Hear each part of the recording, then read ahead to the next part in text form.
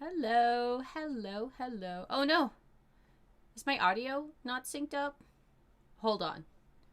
Give me a second. I'm gonna go back to the starting soon screen.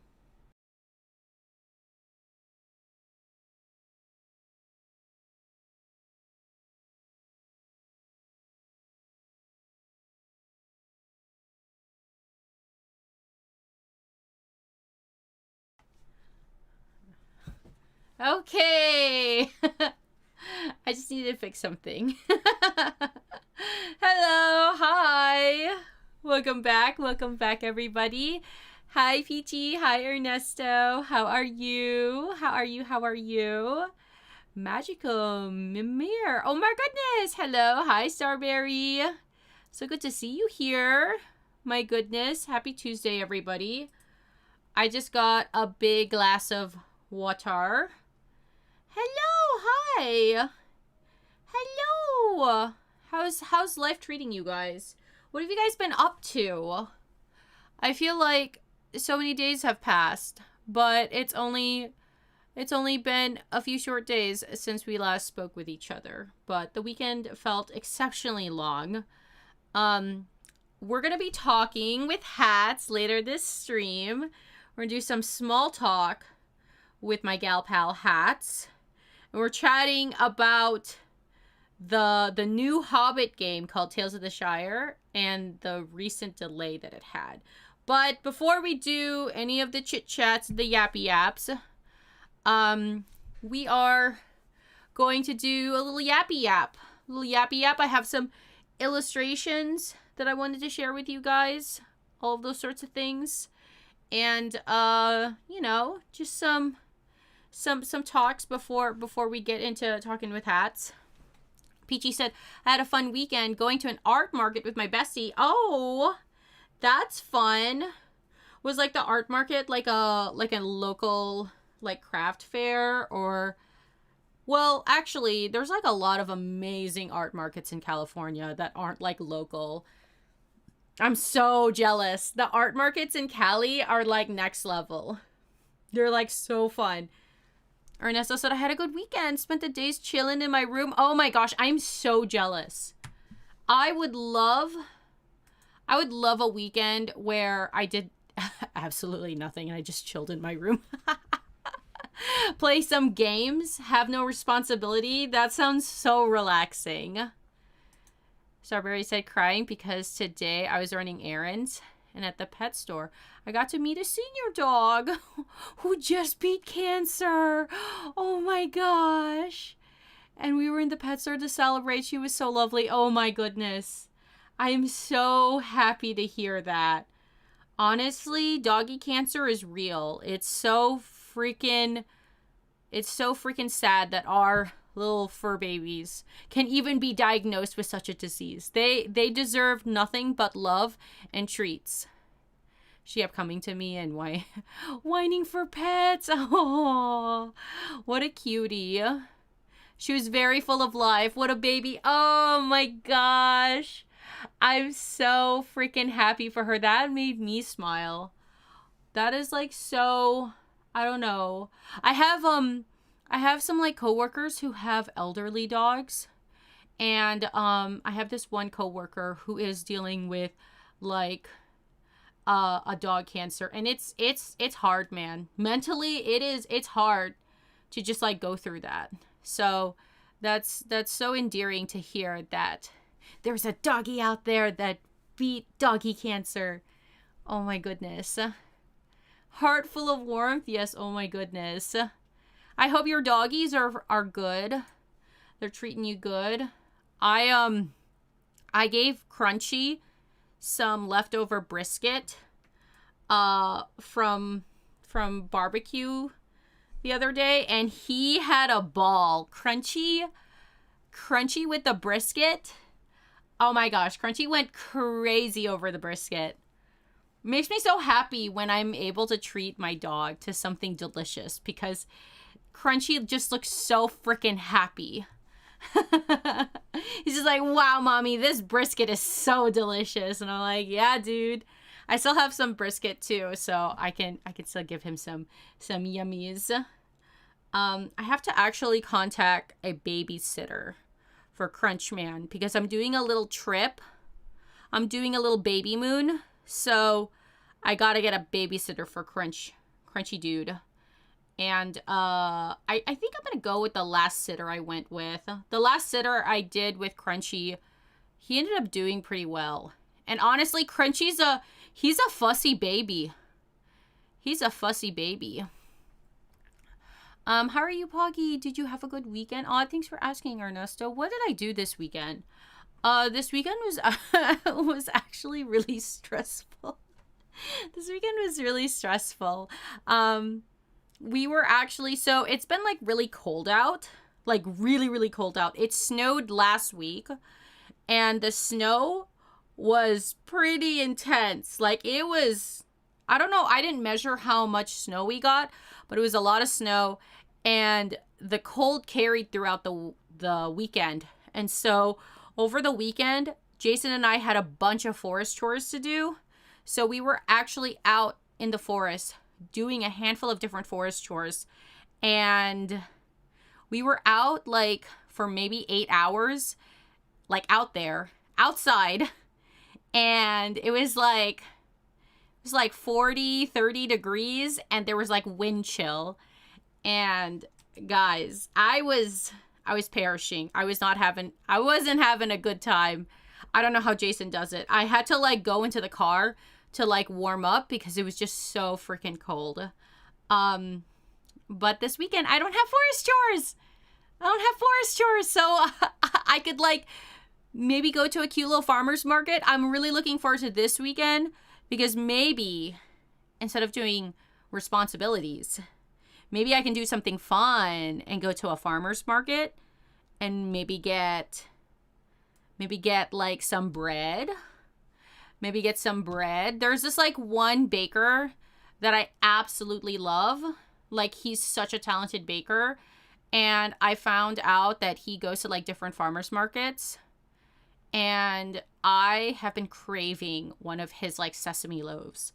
So that's like my goal this weekend. My goal this weekend is to have a fun weekend because my last weekend was not that great because we were just outside in the cold doing a bunch of chores. So this weekend I want to get some sesame bread and I also, what do I want to do? Oh yes, I want to prepare things for the garden. So I've been like really in the mindset to like grow way more flowers this year. Like this year in the garden, I want to grow more flowers. Like I want to make like cute little bouquets. So I'm thinking over the weekend, I'll get some bread and I want to get some flower seeds. So I'm very, very excited. But thank you for asking. What did Starberry say? I don't know if it been on a Poggy stream in a minute. I took a big break. I took a huge break. Starberry, you did not miss anything. I took like a big break in December. And in January, I was basically sick. I'm sick right now. But you guys know why. If you know, you know. Went through a rough time. I am so freaking sorry. Dude, January and December was a rough time for many. I'm laughing because I resonate with that sentiment. Oh, change your ad handles and everything. Oh, that feels like a good reset. How are you breaking in the new username? It's always like really difficult to like break in a username. Oh, hope you go to a cute little farmer's market. Yeah, I'm really excited. I'm really excited to do something cute and adorable. January was a rough buddy, dude. The struggle was real.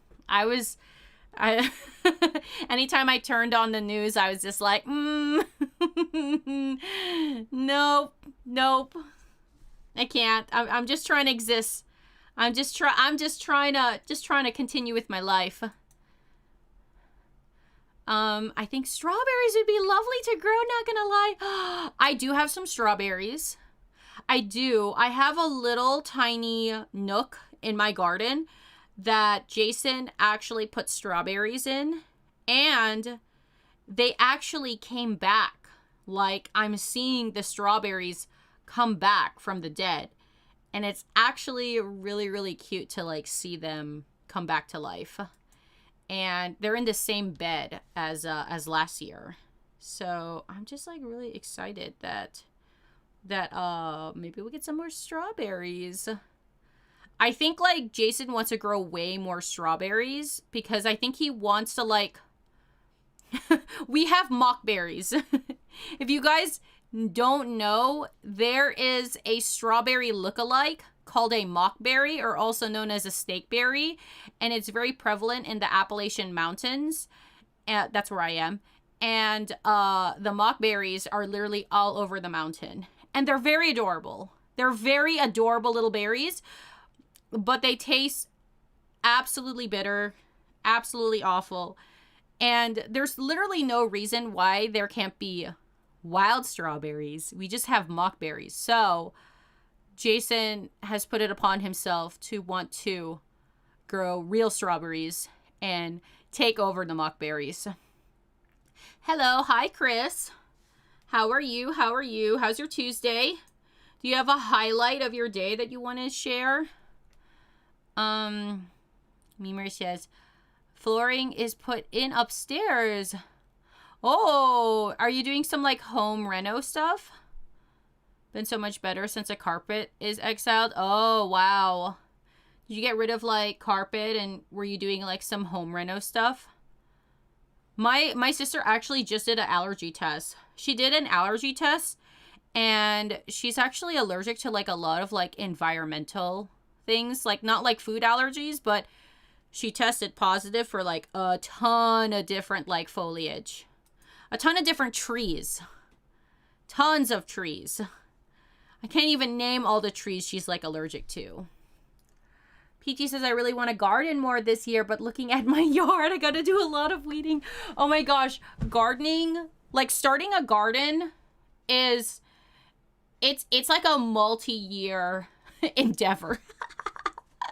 Starting a garden is a multi-year endeavor. It's, how many years have I had this garden? My garden is really rough around the edges. I feel like it's, let me see, 2021, maybe 4 years, 3 years or 4 years. 3 or 4 years. So this is like year 4 of my garden.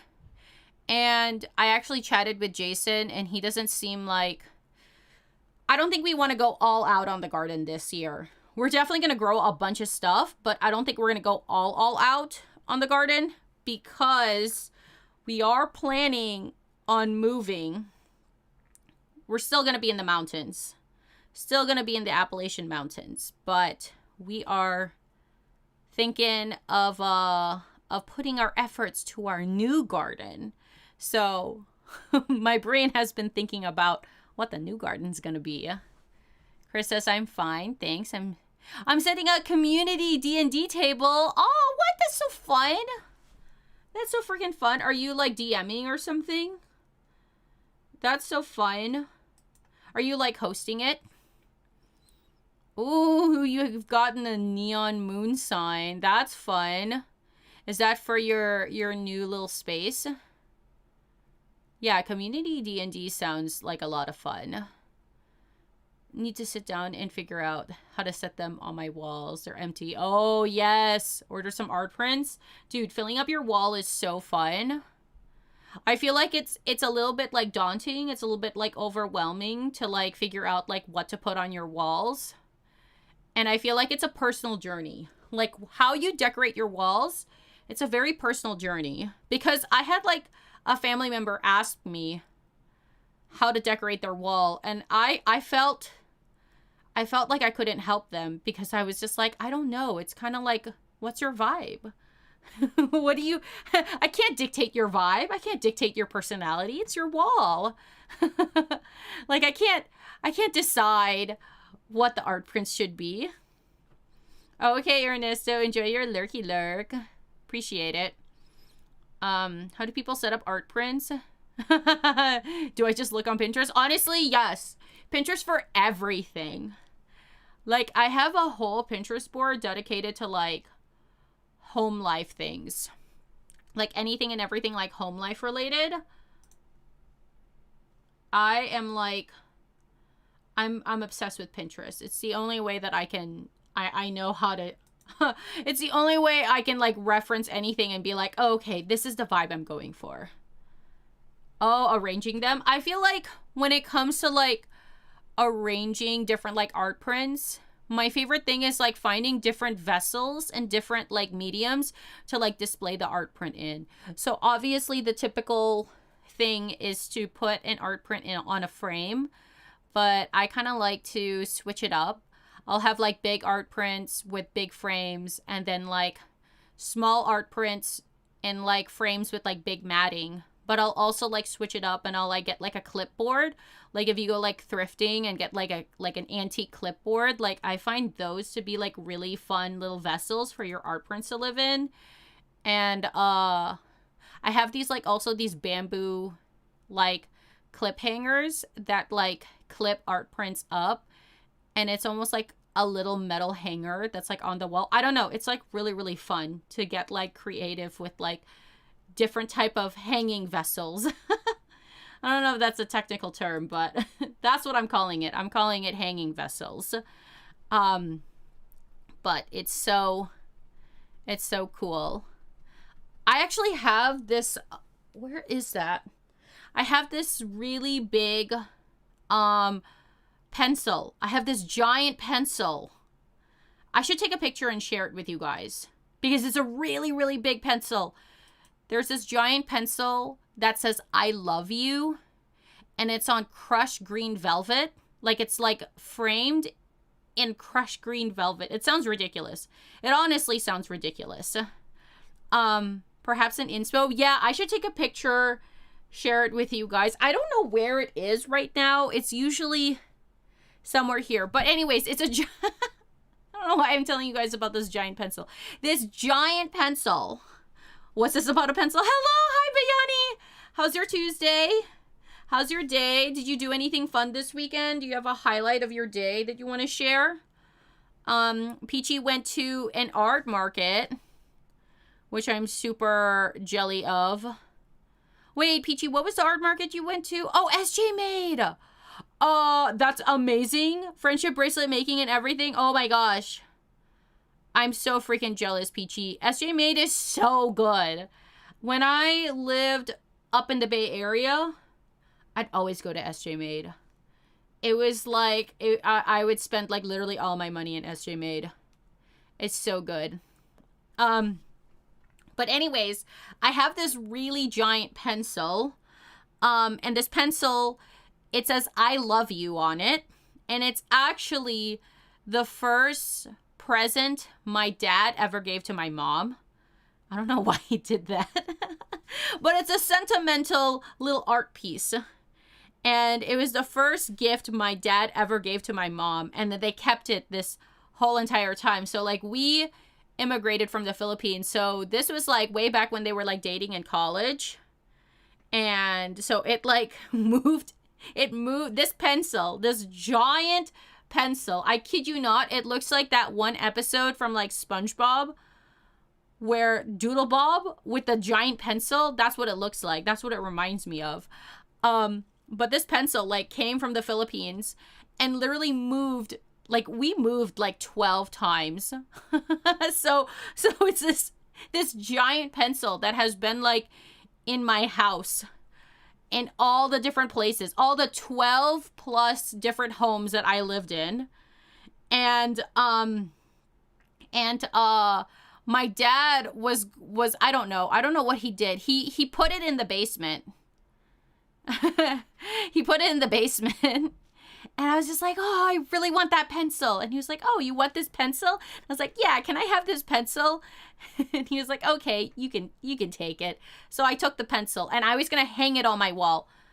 It's a long story to say that I'm going to eventually hang this epic pencil on my studio wall. It's an heirloom now. It really is. It's an heirloom. I'm calling it an heirloom. Now my kids will see this giant pencil. It looks bizarre. It really does. It's a really big pencil and it looks very bizarre. But Yanni said I had a very nice appointment with a nutritionist today. Hooray! Now I have knowledge on how to diet a bit better. Can't wait to meet her again. Oh, that's amazing. I'm so happy for you. I'm so freaking happy for you. I've never met with a nutritionist. I bet that would be so helpful, honestly. That'd be so freaking helpful. No one ever taught me anything about dieting or anything. Wait, I think my mom might have a sentimental pencil from the Philippines too. Wait, really? Is it giant? Is it like big and giant? It's green and yellow with a keychain on it? Huh? Wait, I don't... Is it a big pencil? But Yanni, is it a giant? Like, this thing is a giant pencil. Like, let me just say it's a giant pencil. Let me go on google.com. Hold on, let's go to the screen. To the Google screen. What is it? Pencil Doodlebob. Doodlebob pencil. Me-hoy! You guys know this episode from SpongeBob. This is a really, really horrible Doodlebob. What if I just put Doodlebob? It's double the size. My pencil is like literally the size of Doodlebob. Me-hoy! Oh my gosh. Like, what is this? I'm trying to find a pencil that best represents the pencil. I'm having a struggle to find a good pencil, but it's really big. It's a giant pencil. See, I never know what stream is going to entail. Like, I had no intention of talking about my dad's really, really giant pencil. But here I am talking about this really, really weird art piece that's just like floated around with multiple countries, multiple homes, multiple houses. And now it's mine. Now I have stolen it and it's mine. I think part of the pencil is actually broken, so I was actually thinking about repairing it. But I haven't had the brain capacity to repair the pencil. I think like part of the top of the pencil, you know, like when the pencil has like that metal part in the eraser, it's like slightly broken. So anyways, that's a ramble for another day. I do need to fix that part of the pencil, but you know, when I have time. I do have some like fun things to share. Let me take out my little camera because there's some fresh little blooms that I found in the garden and I really wanted to share with you guys. Let me take out my little camera. There we go. Oh my goodness. So these are the first signs of spring. This is the first sign of spring. And these are crocus flowers. So crocus flowers are absolutely beautiful. They're dainty. They're small. The purple petals with the yellow middle is just like, it's like everything. Especially when you're been in the dead of winter. These are like the first little flowers that start popping before spring starts. So I actually saw these like this morning and I got really excited because it means spring is finally gonna happen and I'm so freaking excited. Actually we're gonna grow some lily of the valleys. So I have a couple of lily of the valley bulbs. I think they're bulbs. I have to double check what type of plant this is. I can't remember if it's a bulb, if it's a tuber. It's something like that. I can't wait to grow these. These are also really dainty, small little flowers. I'm going crazy with the flowers. This year for the garden, I'm going crazy on the flowers. I really want to do some cosmos. Cosmos sounds so gorgeous. For all of my Animal Crossing cuties out there, Cosmos is one of the flowers in Animal Crossing that I was absolutely obsessed with decorating. Like, that was like literally my entire island was Cosmos. And then I found out that you can actually grow Cosmos like very easily. Like, if you are dumb potato at growing anything, I hear Cosmos is incredibly simple to grow. I've never done it myself. I've just like read on like flower Reddit that Cosmos are extremely easy. And honestly, I need easy mode. I need easy mode, guys. I'm too I'm too I'm too impatient. I can't do a difficult flower. I want success. I want success like right now. So I'm actually only planting things with a higher success rate, because I think my morality would like literally drop and dip if I tried to do a more difficult flower. I need the small wins, because I tried to grow pansies last year and that was really difficult. I had a really hard time trying to grow pansies. Peachy says, are you going to plant the Cosmos near the Animal Crossing tent? Ah! Okay, yes. Wait, let me pull up the Animal Crossing tent. Because this is here. Here's a picture of my Animal Crossing tent. Oh my goodness. This Animal Crossing tent has been the bane of my existence. It's caused so much heartache and headache because it's been so difficult to build. But yes, the Animal Crossing tent. That's what I'm calling it.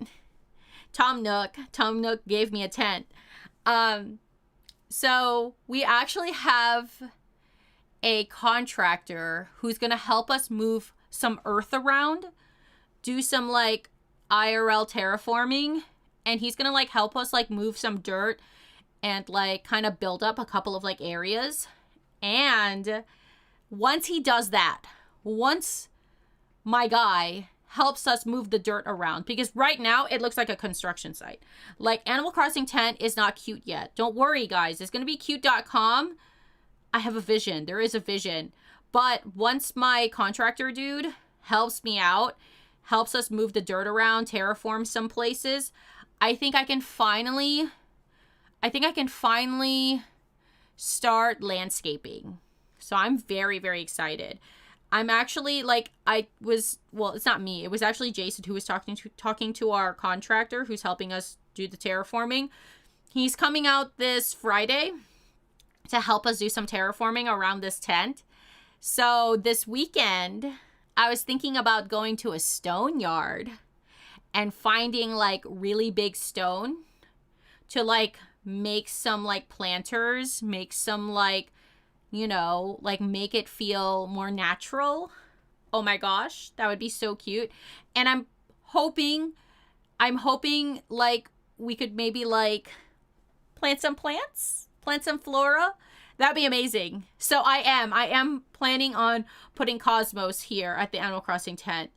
I just need to like know if they'll take. That's the only thing, is that like I've never grown Cosmos before. So, and I've also not analyzed the Animal Crossing tent because I need to know the light source. I need to know how much light it gets. So that's the only caveat. But I'm very, very excited to start landscaping because that's my jam. That's like the thing that I'm like really, really excited to do. Can't wait to see the tent when it's done. It's gonna be so beautiful. Oh my gosh. Yes. So much effort has gone to this tent. We haven't even stained anything. See how like everything is like this blonde wood? See how everything is this like bright blonde wood? It's not supposed to be that. It's supposed to be stained. So I don't know how I'm supposed to stain all this wood. I don't know how I'm supposed to stain all this wood. I have to wait for it to get warmer outside. But anyways, aside from those little things, those are the projects I'm doing currently that isn't work related, isn't art related.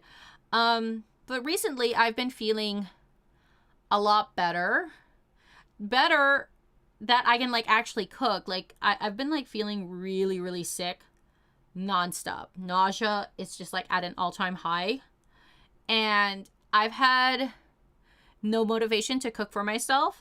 But y'all, yesterday I actually made some udon. And like udon is like one of my favorite things to like make. And I was so excited to be able to cook again and not feel like my energy and my fatigue was like completely obliterated.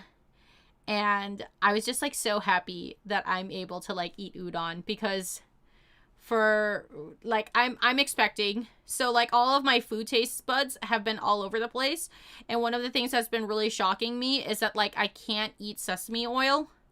So sesame oil is like a really big ingredient in Asian food, and I was really sad. I was really sad that there's a lot of Asian food that I just like literally can't eat, but udon is not one of them. I can eat udon. And it makes me so happy that I can eat my favorite meal. So I actually made some udon over the weekend. I went out to the grocery store. I got all the ingredients because I was out of udon noodles, which is like really surprising to me because usually I have udon noodles on demand in my freezer. So I got some fresh bok choy and got some udon noodles from the Asian grocery store, and I cooked me up some udon, and it was so delicious. I need to make like yakisoba. Is yakisoba the thing I'm thinking of? No, sukiyaki. I need to make sukiyaki because I feel like sukiyaki has, I think it's a different like sauce base or different soup base, but I feel like it's similar flavor profiles to udon. But like when I was like eating this udon, I was like, man, sukiyaki would like slap. Because I think like sukiyaki has like the big buckwheat noodles. But I kind of can't remember. I probably have to like ask my mom about it. Because I can't remember. Sukiyaki sounds so good right now. Yo, oh my gosh. It's been so cold. It's been so freaking cold.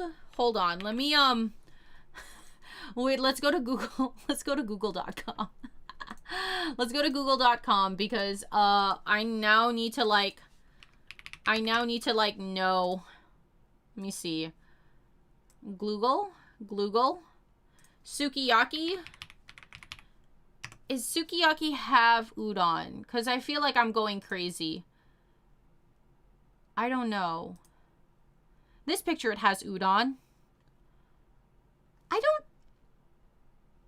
Is sukiyaki the same as udon?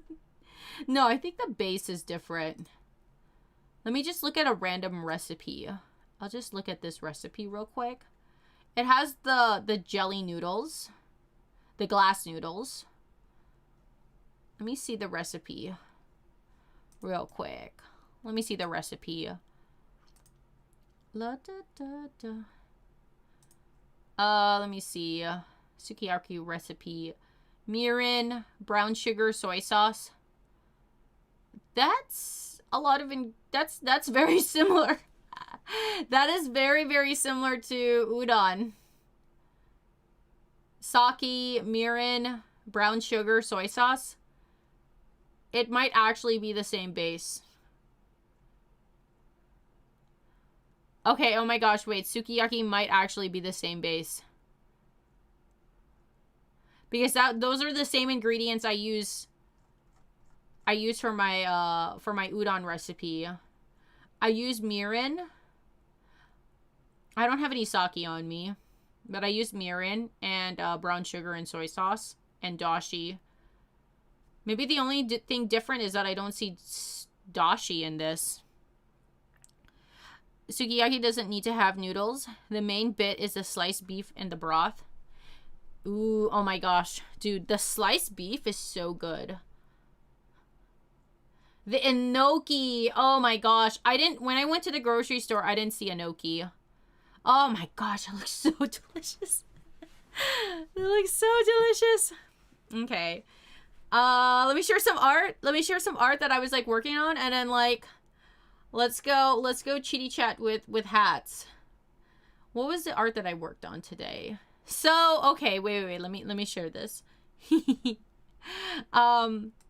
So this is, oopsie. Wait, it's zoomed in. Let me like, wait, maybe I can go here. Yeah, we'll go to a different screen. Scale this down because it's like kind of crazy. There we go. Okay, so I am kind of like sketching out and illustrating a new bandana. I don't know if this is my most favorite design. I was just kind of like messing around because I had this like idea in my head for a very long time. I just didn't know how to illustrate it. So I'm still trying to like feel out the design, if that makes any sense. And this spurred because my dad knows that I make bandanas. And he was trying to give me designs. He was trying to give me design ideas on what my next bandana should be.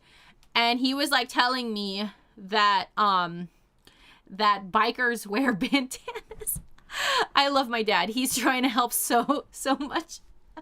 But basically my dad was like telling me that bikers wear a bunch of bandanas, and he was telling me that I should make a bandana that appeals to bikers. And so I was like, no. Father, dad, papa, I make bandanas for the girly pops. I'm not making bandanas for the bikers. But I said, okay, so what do you think bikers would want to wear?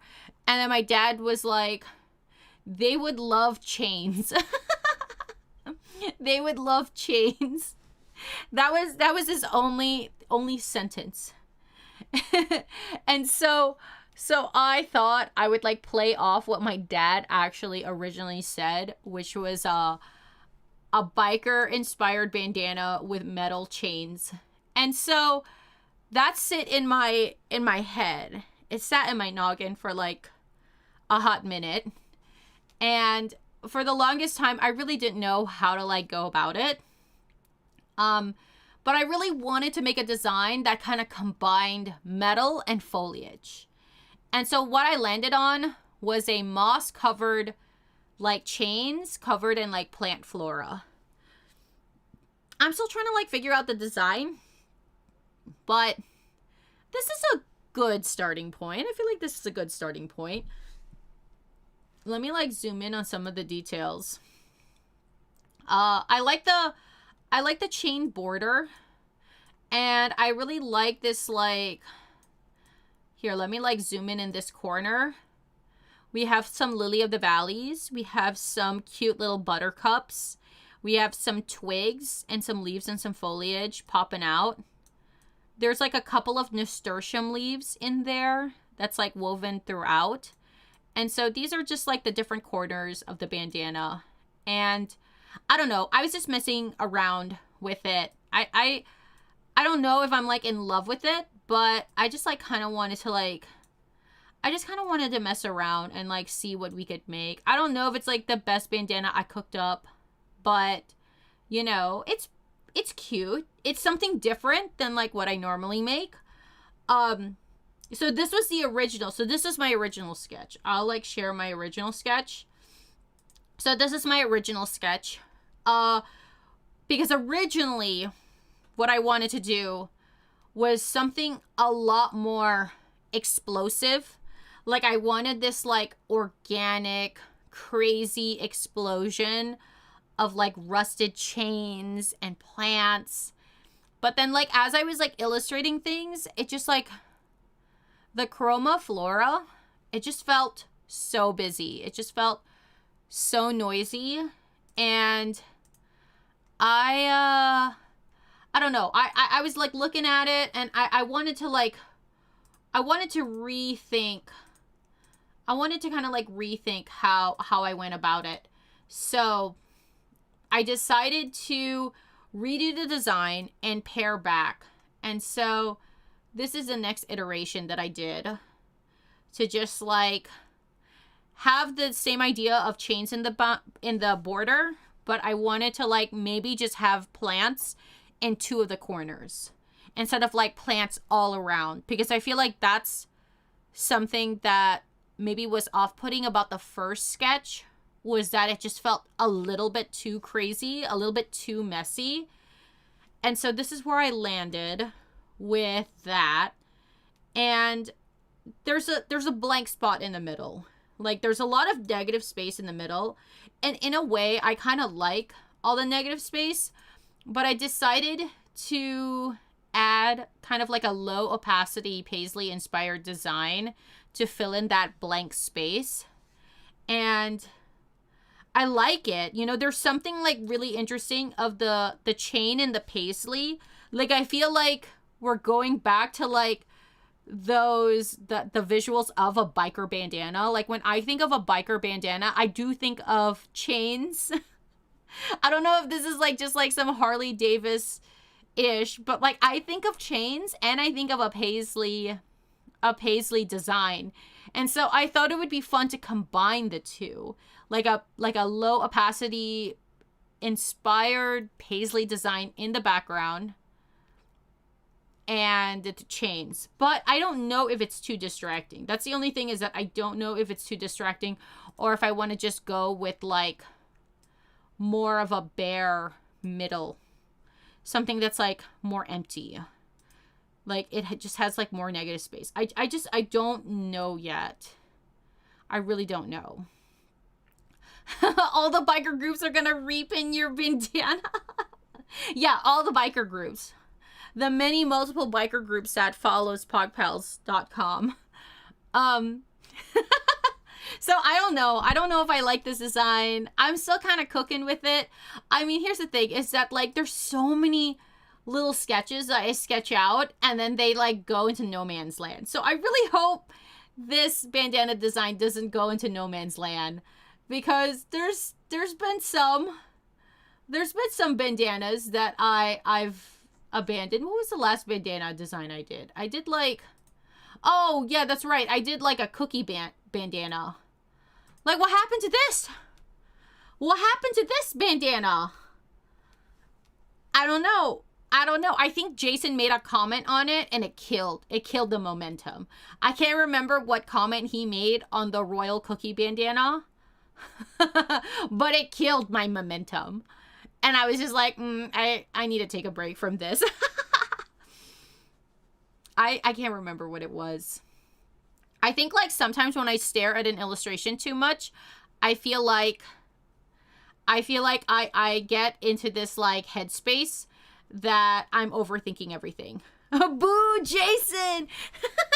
No cookies for Jason. Still hype for the cookie bandana. The cookie bandana, it's so good.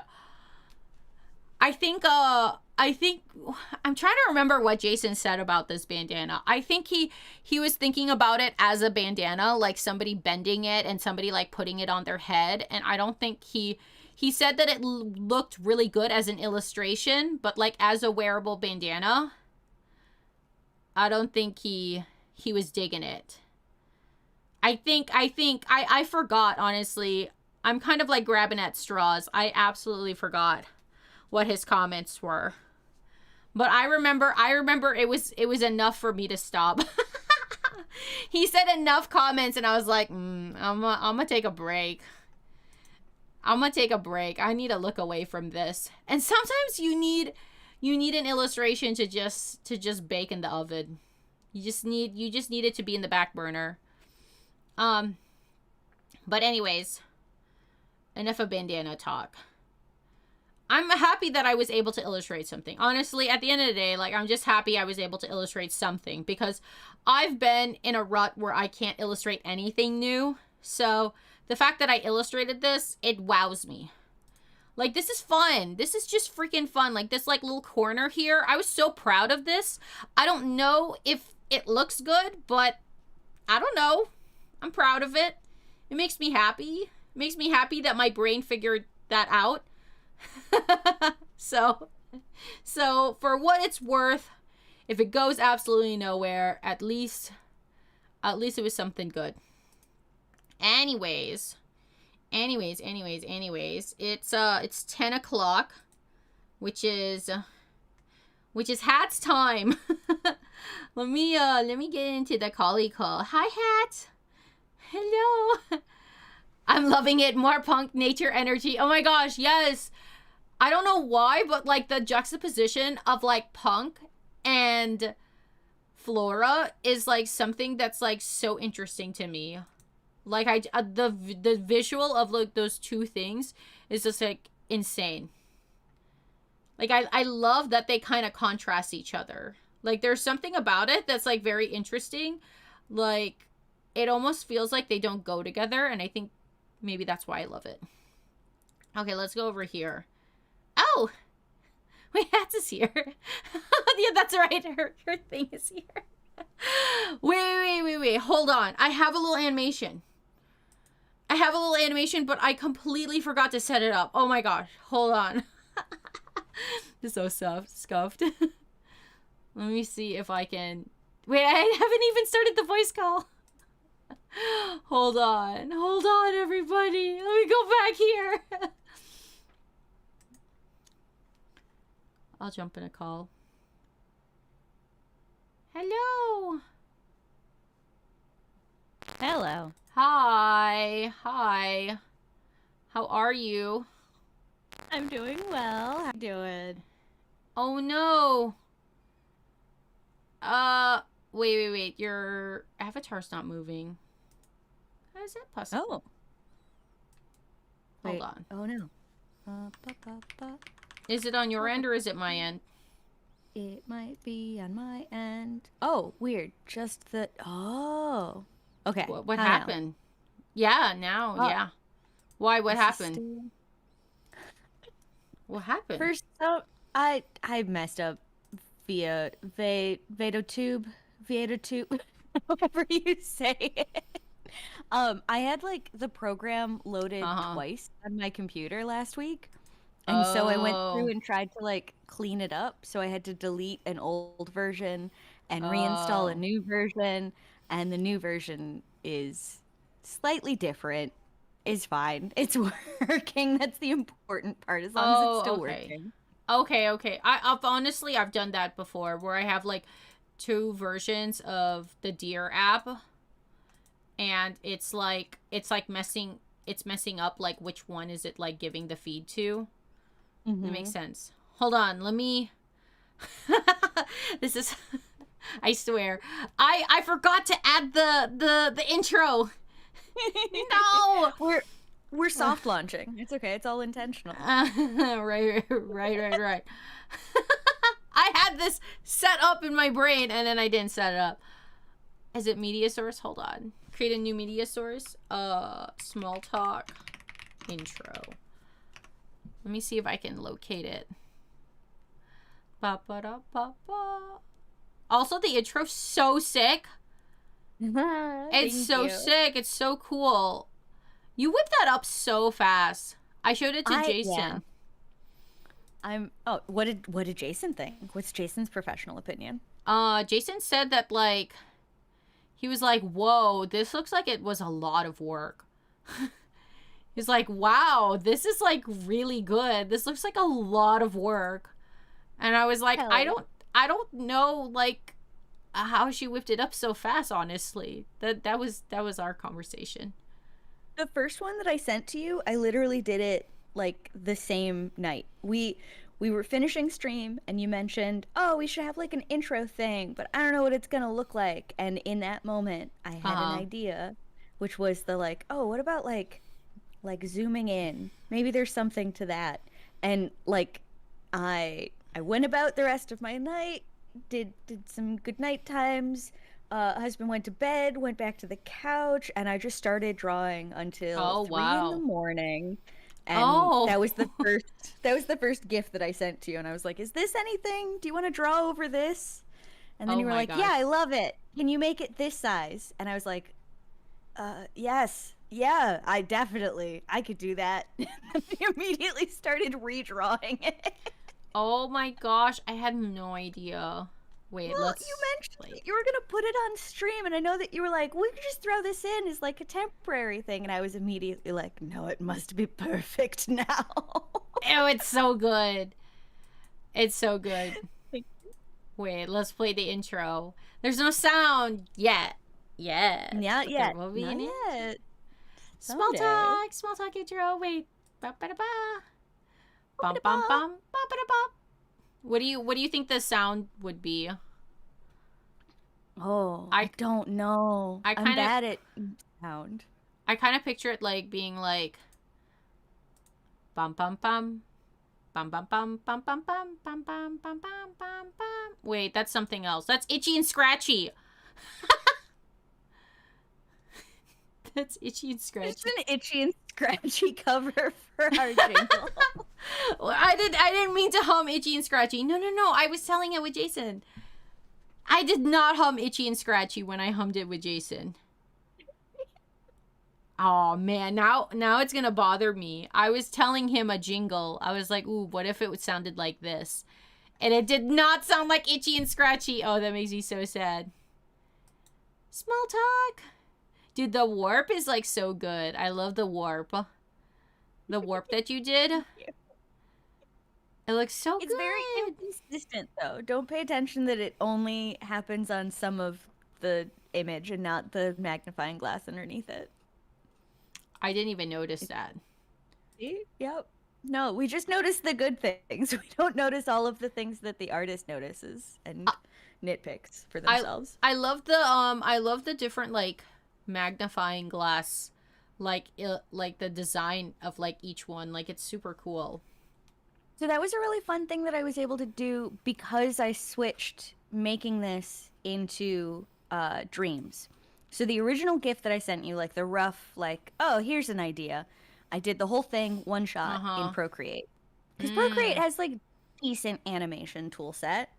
But it's really bad at like timeline management and especially managing assets across the timeline in like their own group. So when you animate in Procreate on its own, you have every frame of that animation is its own group of layers, which is mostly fine. But in Dreams, you get like so much more complexity over like you can just have your own. It's hard to explain without like literally pointing at what the UI looks like, but you get so much more flexibility with assets in Dreams. So what I was able to do is like draw the more decorative version of the magnifying glass in original Procreate. And then I dragged it over to Dreams where I could manipulate it frame by frame and then like have it look nice, which would have been so annoying to try and like micromanage in Procreate itself. So I'm still not like super comfortable in Dreams, but I'm trying. And little programs like this definitely help. Oh, I didn't know that. So what you did is that you created the assets in Procreate and then you imported the assets from Procreate to Dreams and then you were able to manipulate them individually in Dreams, right? Yeah. And because they're made by the same company with the intention of being used on the iPad, you can have both programs open in split view and you can literally just drag a project from your gallery space in Procreate and drop it into your workspace in Dreams. And it just throws all of the frames onto the timeline for you. Oh, wow. Did you, was the Procreate Dreams like the pencil that you used? Is it the same in Dreams as in Procreate? Like, did you use the same brush? Okay. So now you've touched on one of those really annoying things about Dreams, because you use Dreams and you think you're using Procreate, but you're not. It's a trap. What's actually happening is that like you go to reach for your brush modification things in Dreams, thinking that you're in Procreate and you're not. So I had to like go into Procreate and get the brush that I wanted and like manipulate it there, and then I could drag that brush into Dreams. What? Huh? Yeah.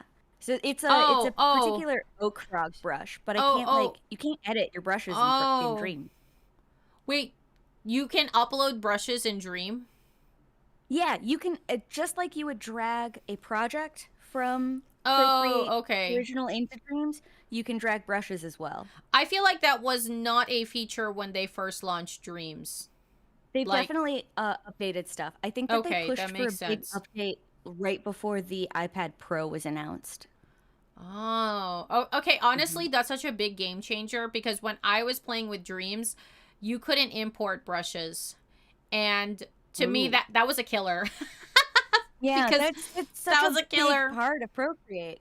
Although this project is the first time that I animated directly in Dreams. The Mm. animatic that I made before, I made entirely in Procreate and then like imported it over to Dreams to composite it, which Dreams is the best for compositing stuff and doing like light touch animation effects. It's kind of like Procreate trying to Yeah. get closer to After Effects. Wow. Honestly, that would be so dope if Procreate could like get to level of After Effects. I mean, I don't think it's gonna happen because After Effects has Oh yeah, no. so many bells and whistles and an insane amount Yeah. of bells and A- whistles. But anything Adobe is just close, beast. Oh anything yeah, any close, like any level, to I will take it. I to will take be it. to be able to like sit on the couch and After Effects at the same time. Perfect. Peak. Oh, Yes, please. I would love it. That would be like my dream is to animate Hmm. while also be on the couch. While also Yep. be in the And that is bed. why I'm putting myself through learning Procreate Dreams because I want that couch life. I want that couch life. I want to be lazy when I animate. Yeah. Yeah, that's the dream. Let me recline. My back needs it. Hello, hi Pug. Hi, Welcome. Pug. Hi Pug. Hi Pug. Happy Tuesday. Happy Tuesday to all. Oh, I was talking earlier about flowers. Oh Flowers. Are you growing yeah. any flowers for your garden? Sunflowers. We are growing so many more sunflowers this year. I don't think we grew any last year. So any more than nothing would be an, an improvement. But yeah, sunflowers are a big one. And marigolds, which we did do last year, but we're going to do more this year in more of the beds. Um, and then a bunch of like pollinator friendly wildflowers are a big one that Peach Cat focused on. So like mountain mint, cosmos, poppies, black-eyed Susans, milkweed, stuff like that. Ooh. Hmm. Ooh. Mountain So mint. What is mountain mint? mountain mint is really popular with pollinators, especially in the Appalachian area. It is a mint, but it's not like a super aggressive growing mint. You should always be careful planting mint in beds because mint on its own likes to take over, but mountain mint isn't too aggressive. And everybody loves it. So we are definitely going to plant more of that this year. Most of our flowers are like pollinator flowers, not necessarily cut flowers. I mean, I feel like mint is a really pretty plant, so I feel like it would be great as a filler in a bouquet or something like that. Hmm. That's true. Like, there's definitely, like, you can make a bouquet with sunflowers and black-eyed Susans and the sort of stuff that we're growing. But someday I do actually just want, like, a cut flower garden with stuff that's specifically, like, rigid stem, beautiful big blooms, make a bouquet every night kind of thing. Oh man, what a dream. I want to get to that dream. I want to get to that dream. Right. Maybe 10 years from now. I know, right? Yeah, gardens are slow growing, but it's very rewarding like every year to see what little improvements you can make and I'm very excited for this year's growing season. Yeah, yeah, no, same. I feel like this year Jason and I are actually we're not going all out with this garden cuz it might be our last year. So, we'll probably not Right. make any additional beds. So, we're That makes sticking with sense. the beds we have. Are any of the beds that you have transferable? Like, can you pick up anything that you started at the Oh. cabin and take it to the next place? Yes, there was a couple of structures that we built with that in mind. Like we had that thought to build we built this like interesting structure. I don't know how to explain it. If I take a picture of it, you're going to know exactly what it is, but it's Is it meant to the be like moved. is it kind of like the A-frame where the beds are like troughs? Yes, you know it. Yeah, yeah, yeah, the A-frame. The A-frame Yeah, trough looking thing. See, I don't know that how was to call cool. it. I don't know what to call it. It's weird. It is weird. I've never seen anything like it, but It's weird. I like it. It works. Yeah, so that's movable. That's completely movable. But the other beds that we made, they're all built into the ground. And in a way, like, Jason wanted to build more permanent things at the cabin. So, you know, if we wanted to, like, grow any evergreen type of flora and fauna, like, we would just, like, have something pretty to look at. And we also wanted to, like, zhuzh it up for my parents, like, when they visit, like, have, like, some sort of, like, garden thing. But the only thing that's, like, movable is that A-frame. Plus, we have a couple of, like, the metal troughs. A couple of, like, the cow trough looking things. Like, we've used those. Like the big like horse troughs. I always think of those as like lizard aquariums. Lizard aquariums? Yeah. Why? Like conversion builds where people take like a horse trough and turn it into a giant like lizard space. There would be no lizards. I will never own a lizard. Oh, lizards are so cool though. You almost owned a turtle once. No, I did own a turtle. Yeah, you tied a balloon around him so you wouldn't lose him, right? Yeah, but that's not. That? No, you're right. You're right. I did do that, but I didn't almost. I did. He was there. He had a balloon over his shell. He also definitely owned himself. He was a wild boy, and he went back to being wild. Yeah, I caught a wild turtle. But like that, Jason told me that's what you do. He said in Florida, you just grab the turtles. And they're like pets for a while. It was definitely just like a when in Rome situation. Yeah, so I wanted to live the Florida life, and I wanted to experience grabbing a turtle from somewhere in the swamp. And I lived it. And I didn't kind of own a turtle. I did own a turtle. I would claim Turkle as an honorary pet in my list of pets. I think he makes the list. That's fair. I think you're right. I think you definitely owned that turtle. Yeah, I owned it. I tried, even though he didn't eat the entire time I had him. His name was Turkle. His name's Turkle. Yes, his name's Turkle. He was on a famine strike. Yeah, because he didn't wanna eat any of the food I gave him. I made him a salad.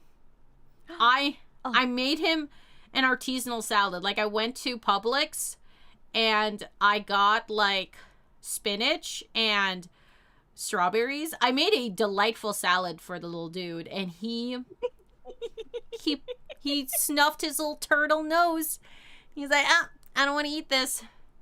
And then man. And then I realized I was just like, maybe he's not wanting to eat my boutique of a salad because he's a wild turtle, and wild turtles, they don't eat, you know, they don't eat garden salads. So I had to like buy bugs. But it didn't want to eat the bugs. Like, so rude. Oh, now that I'm thinking about it, Turkle didn't eat the entire time I had him. And by entire time, I mean 5 days. I think I had Turkle for 5 days. But he's still a pet. I think lizards have, or like amphibians, guys in that like category, I think that they have slower metabolisms than we do. So I'm sure that he got back to his wild turtle, Florida man turtle convenience store and stocked up on turtle combini snacks and was fine. Oh my gosh, did you know that Jason had a lizard like growing up? No, I did not. What kind of lizard? He had a Tabitha. A Tabitha. Oh wait, that's the name. That the lizard's name? That's the lizard's name. So like you had a Sora, he had a Tabitha? A tabby lizard. That's a species, right? I don't know. I know it's a kind of cat. Tabby cat. Wait. No, it's a thing. Tabby lizard. I'm Googling it. Oh my gosh, I'm getting results for tabby cats. Me and Google thinking the same. What? I swear, it was yellow, just like a tabby cat. It was yellow just like a tabby cat. Maybe that's why I'm thinking it's like a tabby Was it a lizard. lizard that meowed? No. It was a lizard, but it was yellow. It was yellow just like a cat. And Jason called it a tabby lizard.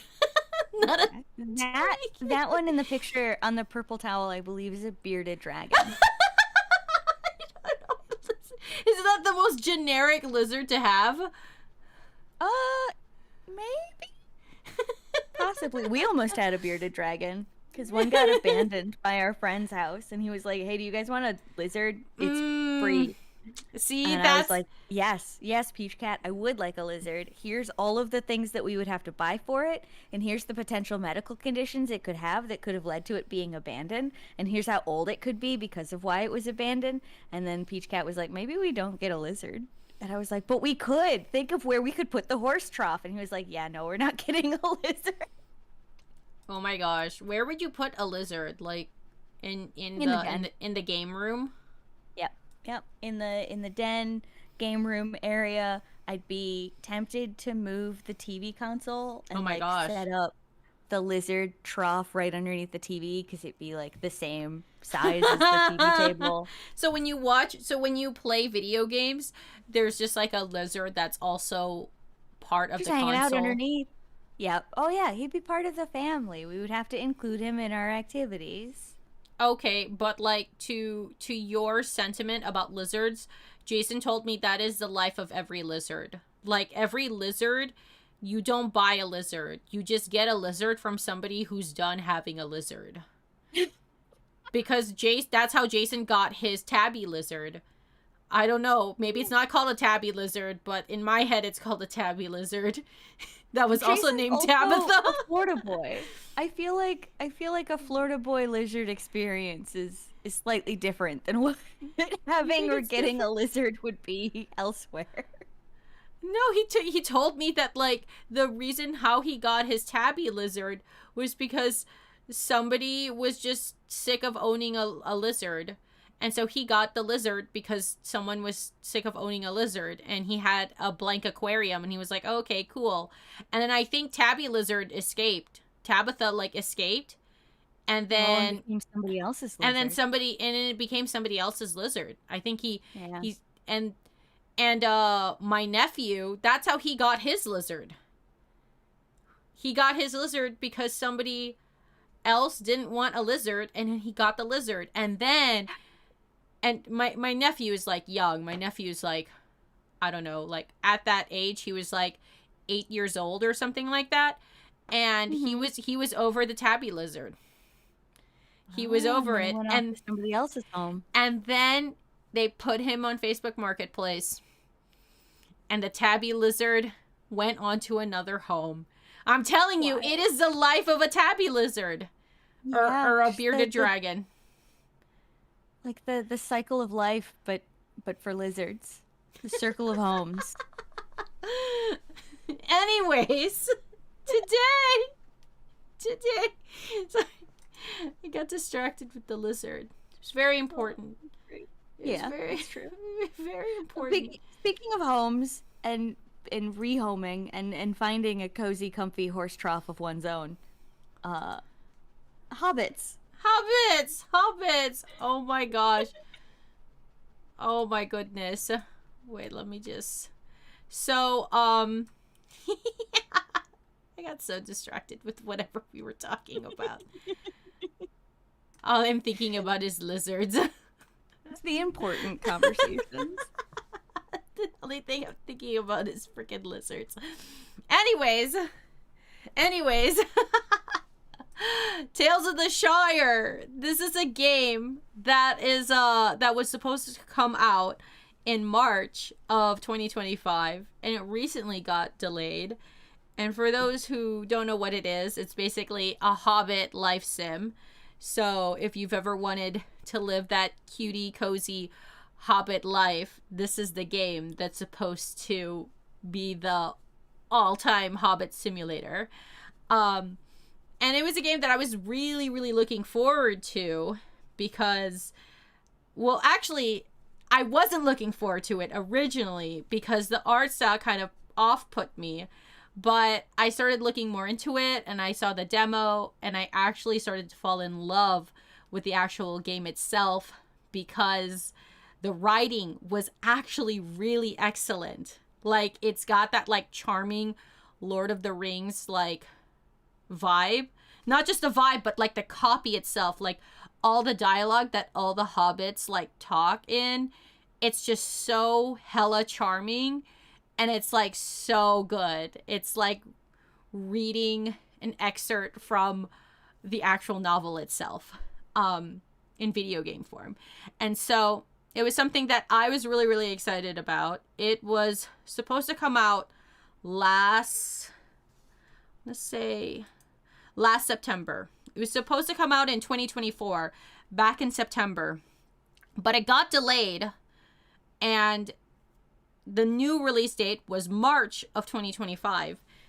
But now, the Tales of the Shire, the people who made the game, which I think is Weta Workshops, they release that it's being delayed again for a third time, which is a little bit wild, but also not wild at the same time, because there's so many games that have fallen into this cycle of delays. And so they actually put out a little Twitter post, and it says, "Dear fellow hobbits, a good hobbit feast takes time, and so does Tales of the Shire. We're taking a little bit longer to ensure that every hobbit on every platform can enjoy the same cozy experience. The game will now launch the 29th of July. Oh my gosh, that's so far away. I mean, it's not that far away. that's such an exaggeration. But I think I was just like so hyped for March, because it's like spring, and it feels like Hobbit Life Sim sounds like such a spring game. And so it just made me sad. True. I wonder, okay, so the fact that they specifically call out on every platform, it makes me wonder if this is potentially caused by the Switch 2 stuff. Right? That's what I'm thinking. I don't know if they're just making an excuse that the public would find plausible, or if there's actually like cross-platform stuff going on. I also think it's worth pointing out that, you know, Weta is a special effects studio. Weta Works was started, were they actually started for Lord of the Rings? I think they might have been. Yeah, they might the have. original, like the first like trilogy. I know that's the movie series that like put them on the map. They are special effects company. They're not a game studio. They are now. They have one now.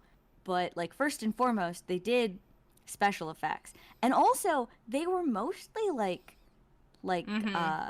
practical effects. They did like all of the like awesome makeup and costuming for Lord of the Rings, and then they also did some of the CG effects. And I remember how much people gave them crap for that one scene in, I think it's either the first or the second movie, where the like elf lady goes all like, and you could have a dark queen, and she gets all like green and stuff, and people were like, oh, the CG sucks, you should stick to practical effects. Like, CG has not necessarily been their thing forever. It's been a rough road. I think it makes sense from like a tactic standpoint to transition from just doing movies to also doing video game stuff. And I checked out their website, and they advertise themselves as like, hey, we're making this game, but also you could hire us to do all of these other things that are kind of games related. And so I think that that's something else to keep in mind, that there's business behind this of like, yeah, they want to make this game. Obviously, they're putting a lot of time and effort behind this game. But like, that might not necessarily be the priority for the studio. Maybe it's a bigger deal for them to just have people thinking that they make games so that they get hired for more game assets. You know, I actually did not know that they were the special effects for the actual original movie. Yeah, they're no like idea. actual like Weta, the actual studio for it. I honestly, all of this is stuff that I have learned within the last couple of hours when you were like, hey, have you heard about this? And I was like, oh, I guess. Kind of. And then immediately started Googling things after we stopped talking. Was Weta Workshop also the creators of all the other previous Lord of the Ring games? No. This Tales of the Shire is the first actual video game that they have done themselves. Now they've been involved in other stuff. I want to say that they might have had a bit of freelance stuff that they did for the Space Marine 2 game that came out recently. I know that they've done something Warhammer related as like making assets, but that's a very common thing in the video game space now, is that like Final Fantasy has done it, where they'll just buy an asset pack from a different creator or a different studio, and then they'll use that as the monsters for like side dungeons that you never go into. The side dungeons you never go into? Oh my gosh. Mm-hmm. That was a big complaint for the what was the road trip Final Fantasy game? I can't remember the numbers. Final Fantasy 15? I remember maybe. It was the one that you and Jason liked because they had so much Coleman supplies for their camping trips. Which I remember being adorable.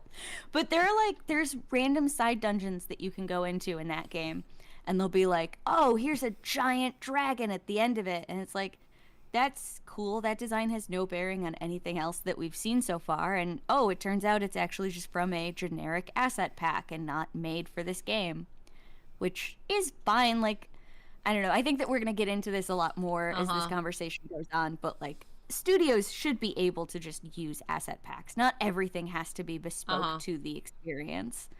But yeah, that's I know that is work that this studio has done before, is to just make stuff for other games. But this is their first like their own thing where they're in control of all of it, including the timeline. That is actually really interesting. I didn't know that this was like their first like game that they were making, because there was like people in the comments section of this post that was like talking about like how because of the 3 delays, like it like people feel like they're losing faith or they're losing confidence in the game development team.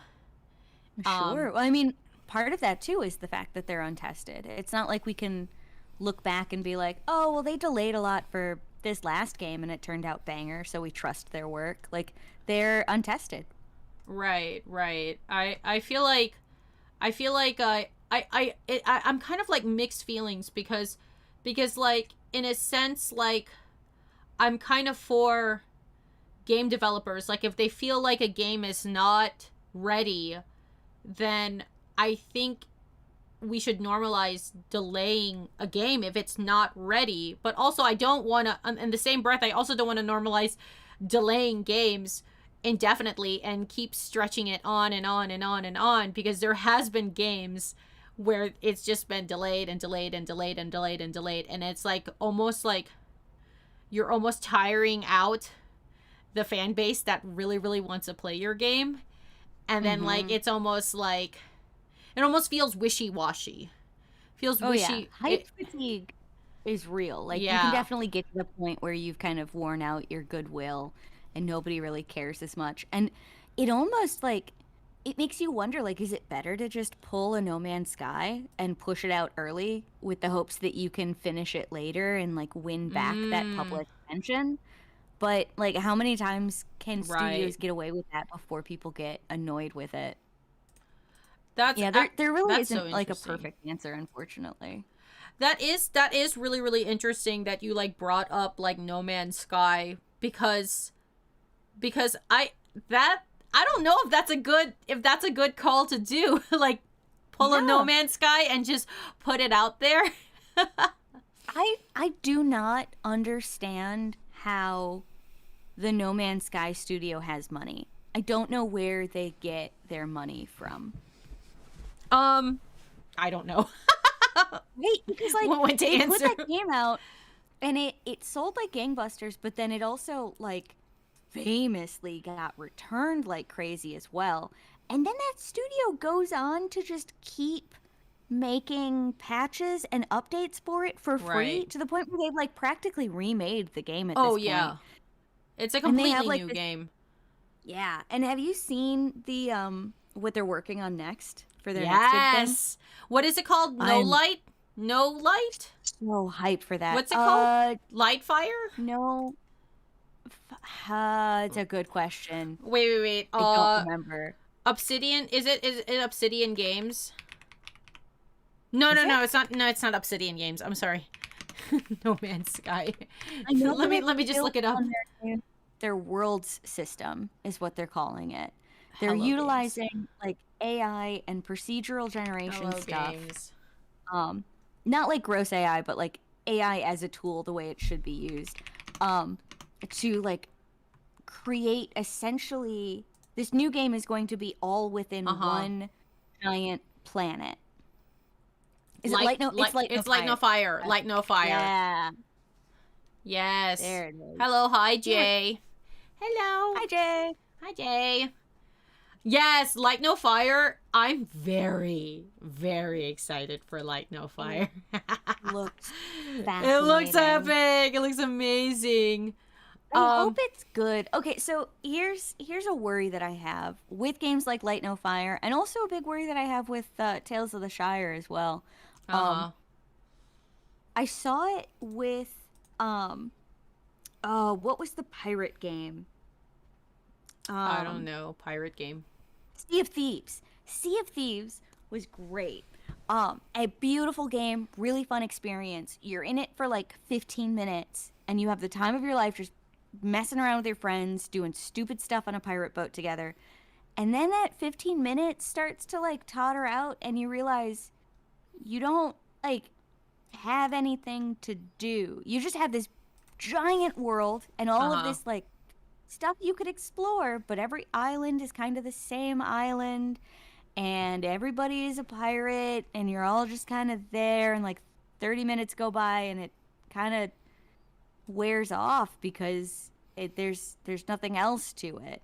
And I felt like that with Palia. I really wanted to like Palia. It was a gorgeous game.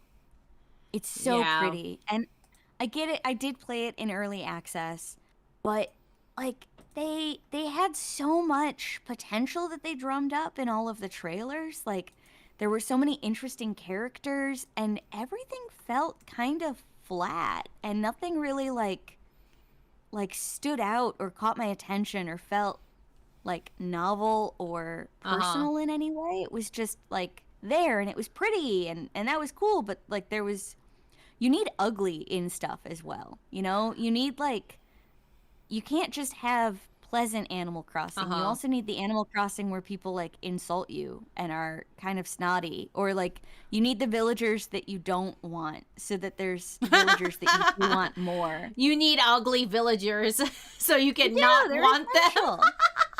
And then there's gonna be like that one person that freaking loves all of those ugly villagers, and like that's the whole game for them. And like every person is entitled to like love their own weird thing, and you have to have enough. You have to be brave enough to put weird and ugly in your games so that people can find that stuff that's just for them to appreciate.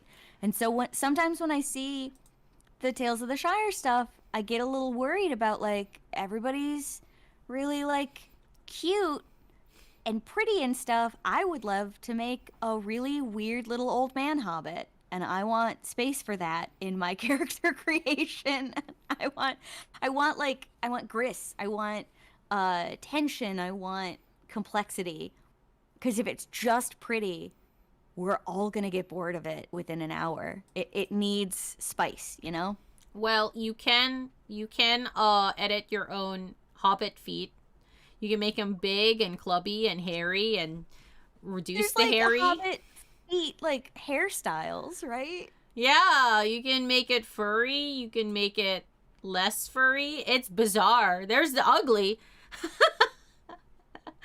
I don't think I've ever seen a character creation thing that like fixated on that. That was a weird Well, one. there's definitely gonna be an audience for that one. Oh my gosh. But like honestly, like what you were like saying about Palia, I kind of felt the same way when I first played it. When I first, because I played it in early access as well. And like your note on like No Man's Sky, like these games, they come out when they say they're going to come out. And then like it's like early access. And I have a lot of mixed feelings because I feel like for the diehard gamer, the gamer who's like in it, who's like in it, like they thrive with the early access. And with early access or like games that are in beta, there's a type of gamer who's like really loves that experience of like seeing the bare bones and seeing the game kind of like flourish into like what it finally is. But if I'm being completely honest, I am not that type of gamer. I realize that I actually don't like doing early access because I feel like I get bored easily. And then that's my first impression of a game, is that if my impression is that this world feels flat, or this just really lacks like a lot of that depth that I'm like looking for, I don't have the brain cells to like connect that this is an early access game, this isn't fully fleshed out. That's like my lasting impression. And then it makes me think twice if I want to like pick it up again. And so would it be better if Tales of the Shire just came out when it was supposed to come out, and then do updates as necessary, similar to like No Man's Sky or other games of that sort that just came out and they needed to do updates to get it to its fuller version? I think I'm a little bit fatigued from that sort of structure. I kind of want a game. Maybe that's super selfish of me and old school of me, but I kind of just want a game to come out and it's just like what it's supposed to be. Maybe a DLC down the road. Yeah. Like the one day one patch like attitude that we have in games now is super annoying. I can definitely relate to that. I think that there is space for early access games or like the early access experience, but you can't have it both ways. Like when you have a game that is presenting itself as polished, the way that Shire is, the way that Palia was, like people are going to have a particular expectation of it because of the way that it looks. And you're also kind of locking yourself into something as a development, like as a company, as a studio. When you make something really polished and then say, oh, we're still working on it, you're kind of locking yourself into those decisions. I think that the games that do the best in early access are rough games, like Dwarf Fortress, like RimWorld, like Caves of Cud, like these like really narrative rich, systems dense games, Right. that do not look great. Like in some instances look quite off-putting. Like early Dwarf Fortress is not a comfortable thing to look at if you like aesthetic experiences. But because it was early access for so long, because it was in development for so long, because it was literally like just being created actively in front of the public that was playing it, it got to like grow with that public that was playing it. And then by the time that it got so popular that like I don't think that they'd ever actually intended to do like a full Steam release. It just, you know, situations became what it was. There were medical bills involved. They were like, okay, I guess we'll ask for money. And then they were able to have like a published version that looked nice. But like to do early access, you have to embrace, again, the ugly. You have to be okay with being rough around the edges. Like even Deadlock, which is beautiful in its own way, is also very rough in the sense that like you can go into the like terminal editor and play around with builds that haven't been launched yet. And maybe if you load one of those characters, they're just T-posing the whole time because there haven't actually been like animations built for them. They just have sort of like a random model that they've thrown in. But because everything is obviously rough in that way, you accept it. Whereas like what you're saying with Palia, like you get kind of bored because you very quickly forget by looking at it that it's not a fully fledged experience. Like you have to have the mechanics first before you put that pretty body on top of it, I think. Honestly, that's valid. I see where you're coming from, because you are right. Like with Dwarf Fortress or like something of that nature, like it makes sense for that type of game to do early access or to be rough around the edges. But I can totally see how like a specific genre of a game, like Animal Crossing, there's no way, like Oh, no way. there's The no hype, way. There's you no have to way. you have to capitalize on the hype that happens when people are expecting the thing. And yeah, to that point, like to what you're saying, yeah, I don't think that they can early access Tales of the Shire because there is that like energy investment that people have already made in being excited for it. And when it is finally playable, people are going to rush with that excitement to the experience. And if it doesn't hook them in a way that makes them want to talk to their friends about it, then the Uh-huh. game has died. Then that's it. It's done. Yeah, That's its yeah. moment. I feel like that's probably what the internal development team knows, and maybe that's why it's being delayed for a third time, because like that hype, the hype is real, you know? Like Hmm. for these types of games that are like a life sim that's like cozy, similar to Animal Crossing, similar in this like genre of like type of game, like I feel like the momentum is on launch. That's when it hits. It either hits or it doesn't hit, you know? Here's a weird take. I'm hoping that the failure of the Gollum game and the like dip of interest in Rings of Power, the fact that like Lord of the Rings stuff is not in its like ascendancy anymore. I'm hoping that that is like Ascendancy. taking pressure off of stuff. Like cuz if for Right, some right. unimaginable reason the Gollum game was actually like gangbusters and everybody loved Rings of Power, then there'd be like all of these investors that had put money into Weta and this game that would be like, all right, let's cash in on this while it's big, push your game out just so that we can get our paycheck. So like Right. maybe because there's not as much of that like weight behind it, they're able to actually slow down and be like, okay, okay, we don't want to be Gollum 2. Let us make sure that this is good so that like people say good things about us. That is Hopefully. true. I meant like I never thought about it like that, but you do bring up a good point. Like there isn't any Lord of the Rings hype.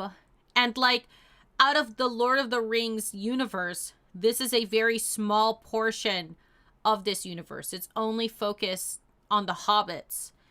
And so like I can see how like the pressure to make something a game of this nature, I don't know, it just feels like very very different.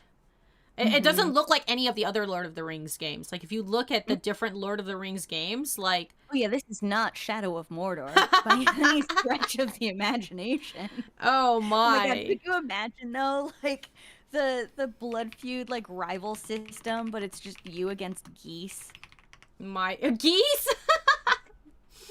Yeah, I Well, think yeah, there's that was goose in this Shadow of game. Mordor was famous for its like rival system, which unfortunately I think Warner Brothers holds like the patent over, so other games can't use it. But they'd come up with this really innovative way of if you were killed by a particular enemy on Uh the huh. field, um, he would remember you because of your combat. And then the next time that you fought him, he'd be like, he'd have specific buffs against you because he remembered the last time that you fought. And he'd like psych you out. I had to stop. I had to stop playing the game series because what would happen is you'd get into an area and a guy that had killed you before, like if he spotted you, there'd be like this little cinematic moment where he'd be like, "Ah, you! I remember killing you before, and I'm gonna do it again." And I'd be like, "Oh fuck, man! I don't want this smoke, man! I'm sorry." And it would stress me out too much, and I would run away. Oh my It gosh. went from this like really fun power fantasy of like, yeah, I'm the guy with the knives, and I drop from below, and I stealth kill, and then and then it would go wrong, and I would die, and then they would rub it in my face and be like, I can't play this game. 2 different games. 2. Yes. Oh God, very different. Unless I cook for somebody in the Hobbit game, and then Mr. Proudfoot is like, oh, I remember that rutabaga, and it sucked, and you're gonna do it again. I'm like, oh man, I'm sorry. I'm sorry. Yeah. Oh my gosh. I was reading like a couple of like the comments from like the people who are frustrated with the delay, like for this game, and I'm getting a sense that like there's a lot of people who are angry at the fact that this is like a cozy game, a quote unquote cozy game, because it's cutesy. I can see how the conditions are ripe for that, because there are people out there that love Lord of the Rings so much in such a specific way that they think it's only for them. And they can't even imagine that other people might like Lord of the Rings for different reasons and want their own experiences with it. Yeah. It's so stupid. Honestly, I feel that sentiment. Let me have my cozy games in peace. I don't understand like, why they both can't exist. Like why can't I don't know. What are one of the Lord of the Ring games? No, it'd be like if the Star Wars franchise made like a cozy Ewok village game, and people were like, "Why aren't there any Jedis? This isn't really Star Wars. I don't want to see these little Ewoks. Where's my lightsabers?" That'd be stupid. Okay, but like the point. But like cozy life sim of Ewoks would be really, really oh my God, cute. It's so what? They have little tree houses. They'd be awesome. I get, like, honestly, that analogy is like so perfect. Like, I get why people who are Lord of the Rings fans like wouldn't be happy about this game's existence, because when you think of Lord of the Rings, you definitely think of hobbits, but I don't think it's like the thing that you're thinking of, like rutabaga pies and like baking for the town or anything of that sort. Oh, sure, because like it's always the place that they leave. Like it might be subtextually the thing that they're fighting for, that like they can live in a world in which something like this can exist. But there's also sort of like, especially with Bilbo, not so much Frodo. Frodo is kind of unwilling, but Bilbo feels like there's a certain amount of like derision that he feels for Hobbiton. Like he's looking for a way to get out of his boring little life. And that's, I think sometimes the fans of the series like carry that sentiment as well, that there's something like to be avoided about a slow Hobbit life. And like, no, man, I want 11 C's. I want second breakfast. I want all of the Hobbit stuff. Please give me a diet of potatoes. A diet of potatoes. That would definitely be. Them, stick them in a stew. Oh, it is so good. No, that makes sense. Like, honestly, like, so all the Lord of the Rings movies are all specific to leaving the Hobbit village.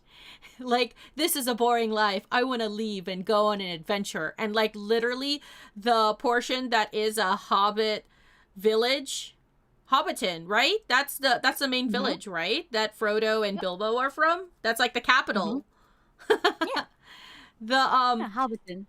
Yeah, okay. I was like, I'm not making that up, right?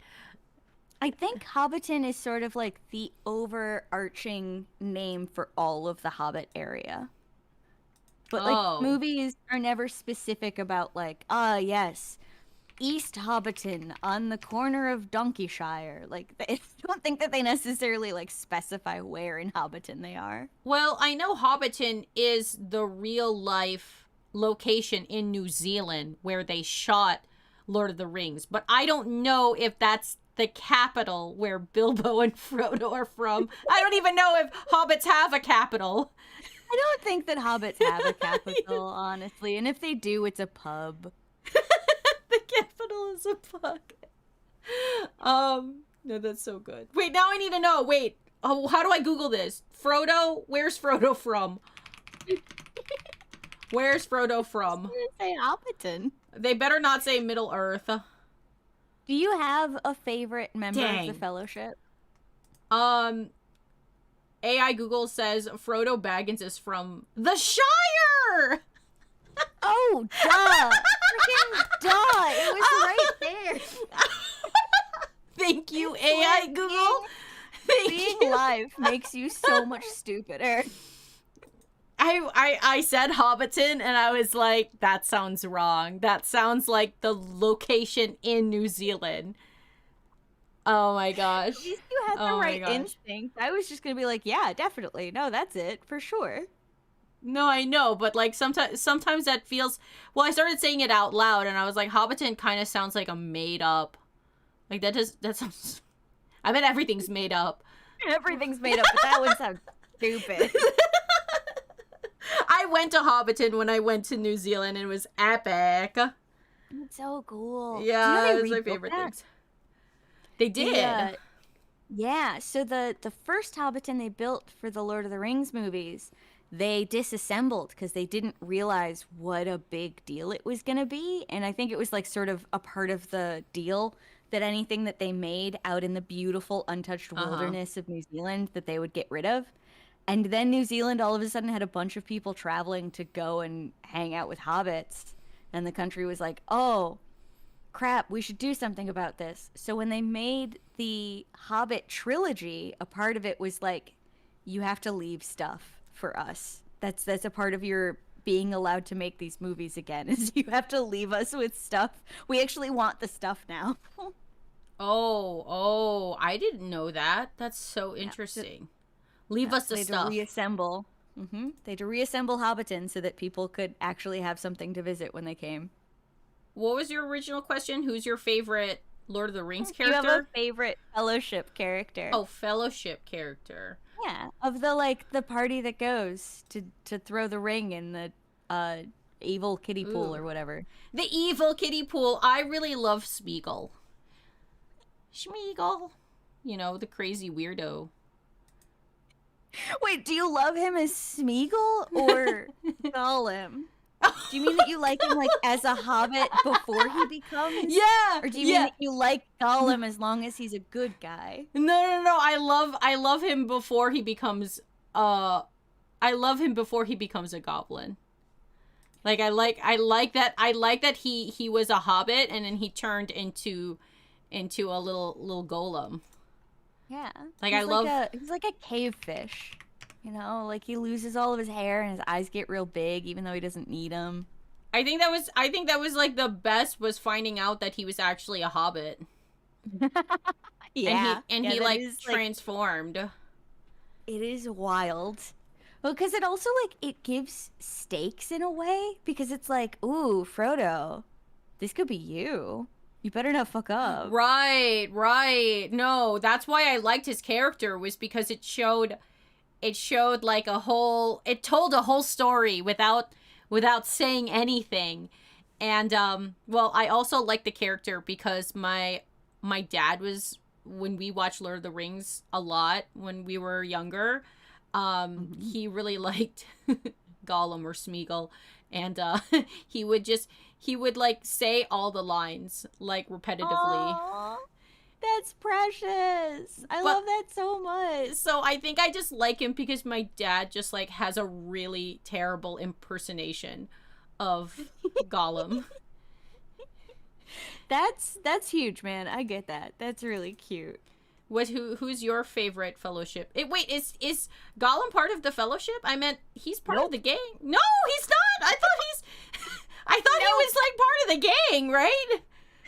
No, technically, there's like 11 of them, but no, Gollum gets like adopted kind of by Frodo as the journey goes on, but the Fellowship is specifically just the ones that were in that one room. That are all like, my axe and my sword. Oh, damn. Oh, I didn't know that. I think Andy Serkis and Gollum and Smeagol are like honorary members. Okay, honorary members. it. Yeah, Gollum tags along. That's how Yeah, it's close enough. He's in the movie just as much. He's in the movie probably more than Gandalf. Screen time. Is Gandalf part of the Fellowship? Yep. Okay. Gandalf's a part of it. Who's your favorite? Oh, my favorite's Pippin. Aw, Pippin. Yeah, I was a big Merry and Pippin fan, and Pippin in particular, big crush on that guy when I was like a middle schooler. I don't know how to tell the difference between both of them. Okay, so between Merry and Pippin were the two that hung out all the time. Yeah. And when they finally part ways, Merry is the one that goes and rides horseback with the Lady Knight who ends up killing the spooky guy. And Pippin is the one that's left behind at the big fancy capital of man who ends up watching that one guy go kind of crazy. Oh, okay. And then he sings a really pretty song. I like the song that he sings. And also I just thought that the actor was cute when I was a middle schooler, so he's just de facto my favorite forever. I feel like everybody's favorite character was Orlando Bloom. Yeah, that's lame. I mean, it's cool that he can like he slides on the shield and everything. Orlando Bloom, that's lame. No, I like Peachy. Peachy's got it right. Gimli's the way to go.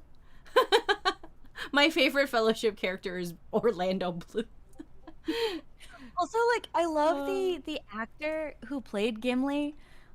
He was having an absolute miserable time because like everybody else in the Fellowship, the actors, if they needed to like do optical effects to make them look the correct height that the character's supposed to be, they'd have like stand-ins that were smaller to be the hobbits from like distance shots. Gimli, the actor, much bigger than the character Gimli, who is a dwarf. So he'd have to like be on his knees for scenes to like seem shorter than he actually was. So, and then all of that like armor, it was a very physically demanding role for him. And then on top of that, he was allergic to the makeup that they used, which not a fun time because that's a lot of makeup on that face. I didn't know that. And also, he for his like combat scenes, he would just full force. He would just full force swing into all of his combat with the stunt doubles and stuff. And I think that was his joy in acting that role, was just getting his frustration out by beating the crap out of professional combatants. So anytime I see him fight in the movies now, it's like such a joy because I'm like, yeah, man, get it. You get that for all it's worth, dude. I hope you have any piece of joy you can in that role. I think cozy Gimli game would be funny. I'd play that. That'd be so fun. Gimli is like, as an actual character, Gimli is he is fun, sweet, and like, yeah. I didn't pay enough attention to the books. I should go back and actually read them. Uh-huh. But like, he has time and time again, anytime that I hear moments of the actual book, Gimli always has the best stuff. Because like, he has this really touching monologue at one point when he talks about how it's when they're leaving like the elf settlement before they like go on to more adventure, and he gets all morose and sad, and they're like, why are you sad, man? And he's like, I'm not mad about you taking me out into this adventure, but I'm mad that now I have hope and know what goodness is and have to go back out into the world to fight darkness. I could have fought darkness forever before, but now I know goodness and have to leave it, and my heart breaks. And I'm just like, oh, you little woolly poet. Why are you so cute? Oh my gosh, I didn't know he said that line. That's actually really cute.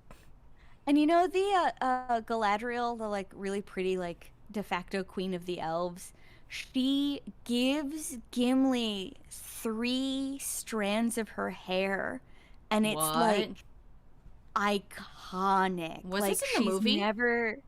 I Did think they? it's She referenced in the movie. she gives all the characters like a gift, right? Yeah, yeah. She goes down the line and she gives them all gifts, and she gives Gimli 3 strands of her hair, which is like this woman is like as old as time and like the most beautiful woman around. Yeah, she's And a goddess. She's yeah, literally an elf goddess, right? and She's like glowing. uh, mostly, yeah, she's about as close as a goddess could be. I mean, they're all kind of like elves Right. are Elves are weird. godlike, right? Yeah, yeah, exactly. Yeah, yeah, Peachy knows. Yeah, the scene is in there. It's iconic. Oh, okay, okay. They have the scene. And like there have been others that have asked for that favor and Gimli is the one that gets it. And it's like, why? Why this little man? What did he do? And it's just it adds to just how like special of a little dude he is. He's so good. What does he do with the hair? Like what is he Uh what he just keeps it. I think he what? like puts it in a locket or something. Huh? Yeah, it's just No, like it's nothing a token. magical? It's like a favor of There's huh? nothing magical? No, Nothing. no, No? it's not like a spell or anything. It's just a beautiful thing from a beautiful person. Dang. Yeah. What did everybody else get? I felt like everybody got something magical. Well, I know that like the little guys got like cloaks and stuff that like helped hide them. Yeah, magical. Ooh, wait, okay. I think I have info. I have been sent insider information that From now Peach Cat? I will read. Yes, let's see. From Peach Is Cat. there a hidden Hi, Peach Cat. significance behind the fact? Hi, Galadriel Fifi. gave- Hello. I'm sorry. This is I. Hi, Peach Cat. Let's I, see. lo- Behind the fact I love that you're part of this. Oh yeah, no, Peach Cat is de facto a part of the stream, whether he wants to hear.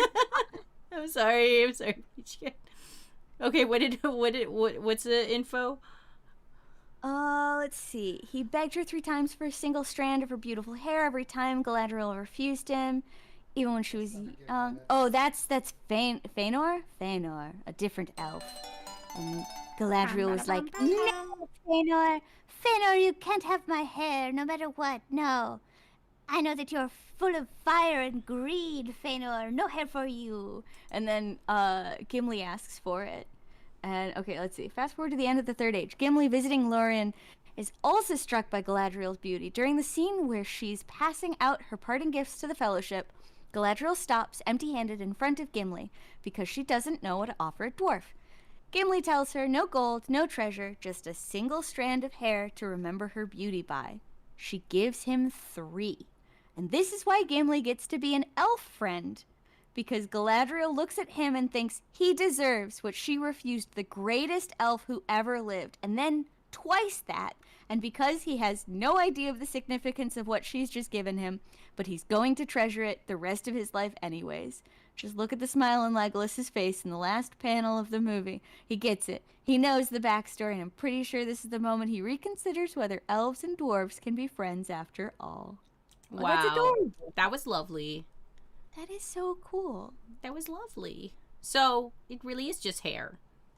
Yep, it's really just hair.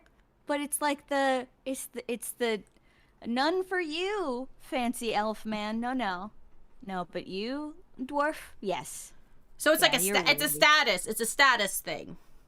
Yeah, kind of. Yeah, it's It's a like a recognition. gold medal. Cuz Yeah. he has like a title like Friends of the Elves. Like no one can be friends with the elves. They don't even want anyone finding their awesome epic town village. Right? Yeah, that well, was that's- a part of the movie. The Friends of the Elves thing I think is directly in reference to people who get to go to that island at the very end. The island. Yeah, Elf which Island? is essentially like heaven in Lord of the Rings. Like heaven is an actual location that you can go to, and it's where the elves go when they're old and tired of the world. What? Was Yeah. Elf Island part of the movie? You get to see the boat when they go off to it. Oh, okay. See, okay, I haven't watched the movie and like I haven't watched any Lord of the Rings content in like 20 years. really wanna I am do, like, a piecemealing out of my holiday of brain. it. A holiday? Yeah, An event. yeah. Well, there is like a yearly holiday that some people celebrate. Oh, a yearly Like, holiday.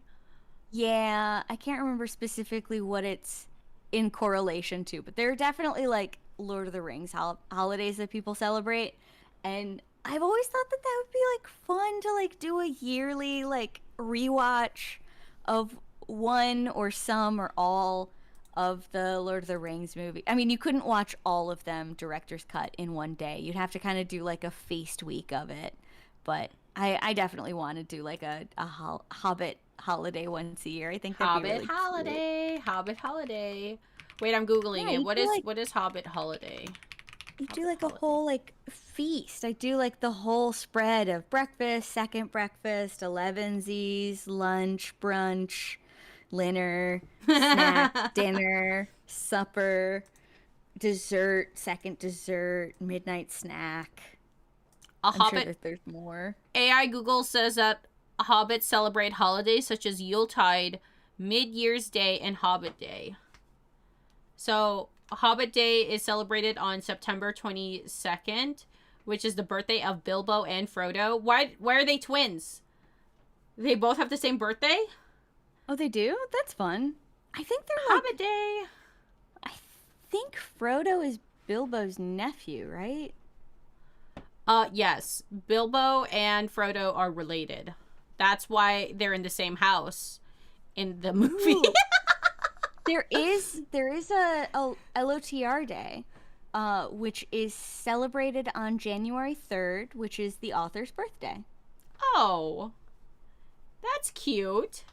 It is cute. That's cute. Look, I didn't know that hobbits celebrate Yuletide, which means they celebrate the winter solstice. And they celebrate summer solstice, mid-year's That makes day. sense because he liked pagan holidays. So it makes sense that he would integrate certain like pagan calendar events into the Hobbit stuff. That's awesome. And Yule is the pagan version of Christmas. Ooh, look at this. Hobbit birthdays. Hobbits celebrate their birthdays by giving and receiving gifts. Hobbits come of age of 33? What does that mean? Interesting. What's, huh? Like Hobbits. that's their version of 18. Like 18 for hobbits is That's their- 33. I actually love that. Imagine just like a 33-year-old child. I mean, to be honest though, I do feel like an actual adult after the age, like clear after the age of 25.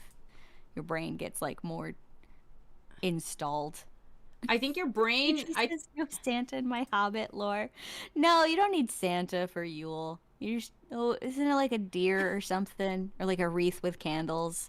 The pagans are like, no, we don't need dudes. Just like nature stuff is fine. Do you remember that one episode of The Office with Dwight? Nope. I remember one traumatic scene in which a man spends a lot of time making chili and it ends in sadness, and I never watched the show again. Oh, you never watched it? Oh, okay. That's totally fine. There's this one scene where there's like some sort of Santa, but it's with deers. Like what you were saying. Like a brown Santa with deers. Like what's his name? The German one that beats you up? Yes, the German Santa that beats you up. Yeah. Crowfish? Krampus.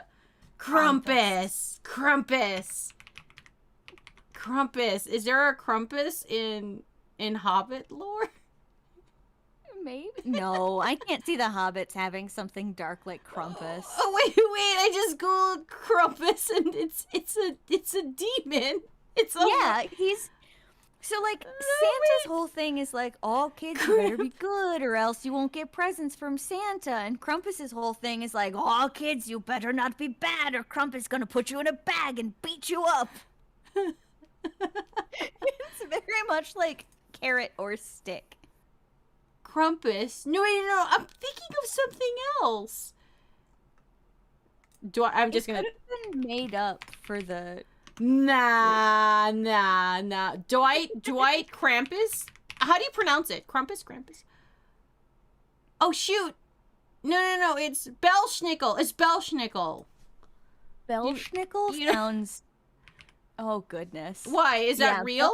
This no. This feels like a. Is it made up?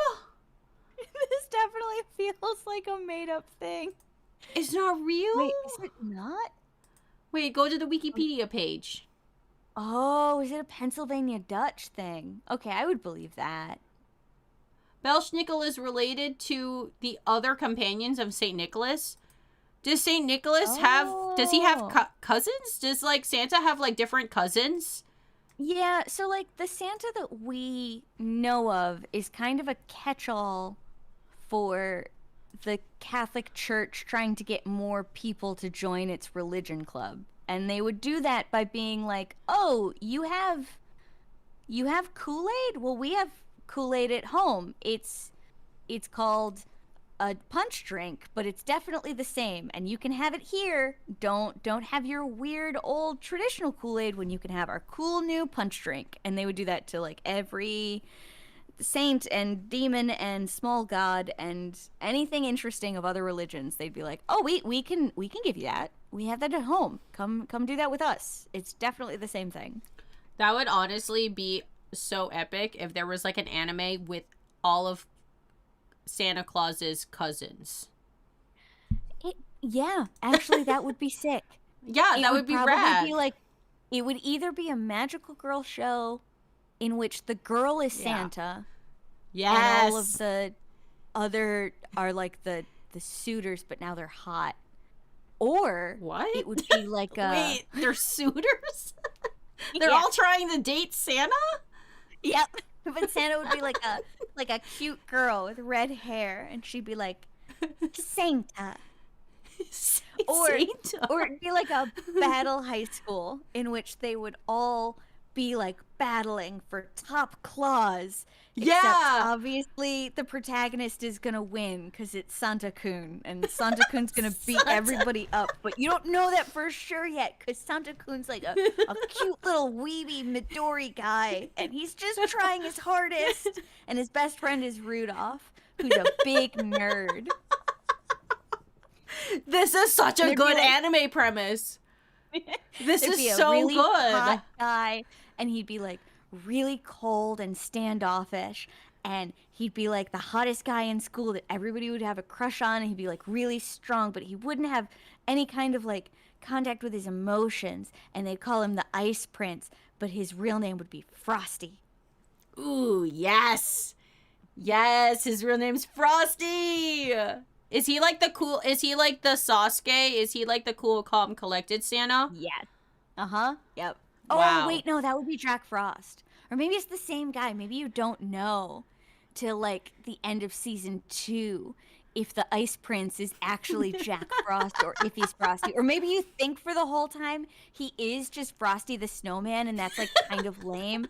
And then he's in, like, a big fight, and he has to find, like, his deeper, stronger, bigger powers. And he, like, takes off all limits. And then you realize, oh, my God, he's actually the son of the Great World Ice Elemental, which makes him the Prince of Frost, which makes him Jack Frost. Oh, no. But is Jack Frost a cousin of Santa? Like, is it another derivative of Santa? There have or are they separate? Do you know the Franken Bass, like, animated, like, stop motion old Christmas cartoon things? No. Okay. Stop motion Christmas movies. Stop motion Christmas movies? Okay. Must look up. There is one in which Santa and Jack Frost are rivals. Stop motion like... Santa. Stop motion Santa? Stop motion Christmas movies? Stop motion Christmas? Christmas movies? These things. These specials, like the Rudolph, the claymations. Yes. Uh-huh. Yep, and Heat Miser and Cold Miser. Yeah. Oh. So those are all done by Rankin Bass. Oh. And fun fact for people that are familiar with these stop motion guys and didn't also realize that, hey, guess what? They were made by they were utilizing a Japanese studio for their character designs. So all of these like iconic big-eyed reindeers, and learn it, and it just kind I'm learning so much about Santa, guys. Wow. of the idea that like a Santa. descendant of Santa would be Sanda. Wait, Ridiculous. I got Chinese and Korean boxers. I think I'm doing it wrong. Sanda. Whoa, Sanda? What is this? Whoa, what is night, this? Pug. Good Sleep night. well, Pug. Night, Pug. Oh my gosh. Look at this. What is It this? exists. It Oh my already gosh. exists. We're late. Oh my gosh. We're late. We suck. Oh. Okay, official trailer. Somebody official heard our awesome idea and jumped in their time machine and went back and beat us to it. Wait. Robbed. How Oh. dare. I didn't realize we had time traveler fans. Okay, what is this trailer? Santa Anime, the official trailer for Santa Claus Mystery. It's a mystery anime. Wow. In like the Adidas tracksuit jacket is such a look. Santa. Okay, I'm into this. I I like the I style love already. this. I love it so much. Holy crap. This It's I went so hard. Wait, it's the thing you were just saying. Oh my god. Wait, it's the thing you were... Whoa! What the heck is happening? What the heck? Why is it called Santa? Because is Santa like epic? is that like copyrighted? You can't put it's Santa a Chan? Japanese language thing. Maybe it like makes more sense if we spoke Japanese. Oh, so it's coming out fall of 2025. Okay. Ooh, okay. What's gonna come out sooner? Sanda or Tales of the Shire? I don't know. I don't know because like if they delay it for a third time, what's to stop them from delaying it a fourth time or a fifth time? Right? Like it's so Yeah, easy. That's kind of, oh man. I hope that they really do like want it to happen, and that they're not just gonna kick the can down the road of like, well, we have the attention that people know that we make games now, so we don't actually have to like. I hope that it's just a like console issue, because multiplayer seems like it would be a thing in this game that is important to figure out, and hopefully like cross console play is an important thing. I was very surprised actually. I knew so little about this game until you mentioned it. I watched the like big trailer that they released on Hobbit Day a month or two ago, and cooking is a huge deal in this game. Yes. Which I'm very excited for. Yes. It's so I was originally not excited for this game. There was like a part of me that was excited because I love hobbits. Like anything hobbit related, anything related to those cute little woodland little houses in the mounds of grass, it just sings to my heart. So I was excited for it. But then I saw the style of the game and how they illustrated the people, and I was kind of mid about it. But then I saw people playing the demo, and I really saw the whole game come to life. And I think to me, the changing point for me that actually really respected this game was the writing. Like the dialogue is so charming and it's so delightful, and it does really remind me of the Lord of the Rings books. Like it really does. It reminds me of the source material. And I know a lot of people have shaded a lot this. of hope. Yeah, it gives me hope because like Weta is a company that has been intertwined with the Lord of the Rings franchise. It's created and made things with the actual source material itself. So, but there's a lot of people that are shading on it because it is a new game company. And I don't know, there's a lot of people like having like a lot of like mixed commentary if they're gonna be true to the source material, or like true to like what like Lord of the Rings is. But I feel like, you know, even though that this game is getting delayed, and even though that this game is getting pushed back, I'm still really excited about it. I feel like a lot of people get so like flared up, and they get like so up in arms about like, this game is getting delayed for the third time. I don't want to buy this game. I don't want it. I'm only going to buy it when it's on sale. I feel like those inflammatory comments are just like, I don't know. They're the ones that like go viral on Twitter because it's just hateful and it's inflammatory. But like, if it's a good game, then it'll be good, you know? Mm-hmm. Like, Yeah. like let the game speak for itself. I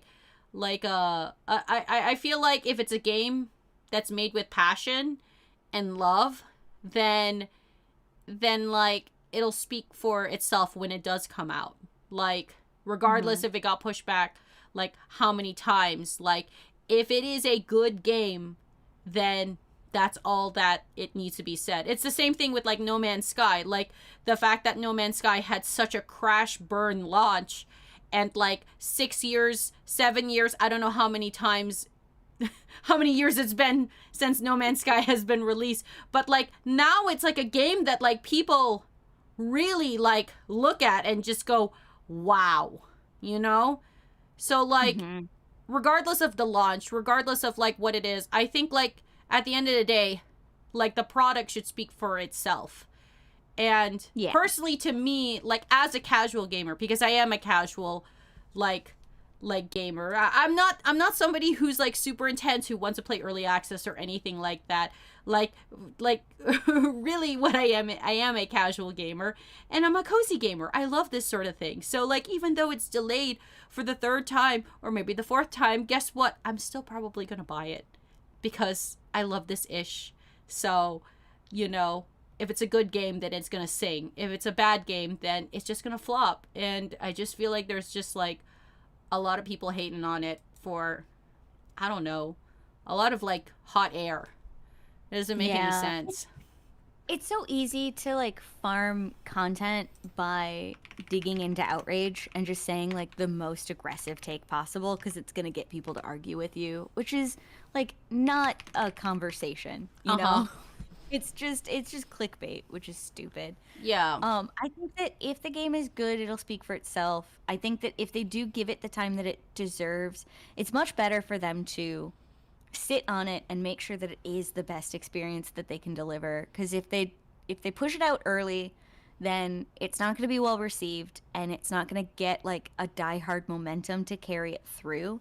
I think no matter what, at this point, it's going to get a certain amount of hate just because it is a cozy game. It's just like what we were saying with like, Yeah. why aren't there Jedis in my Ewok game? Like, there are going to be people that hate it just because of what it is. But if it's good enough, people will stick to it. And then that like diehard base will bring it back the same way that we saw with No Man's Sky.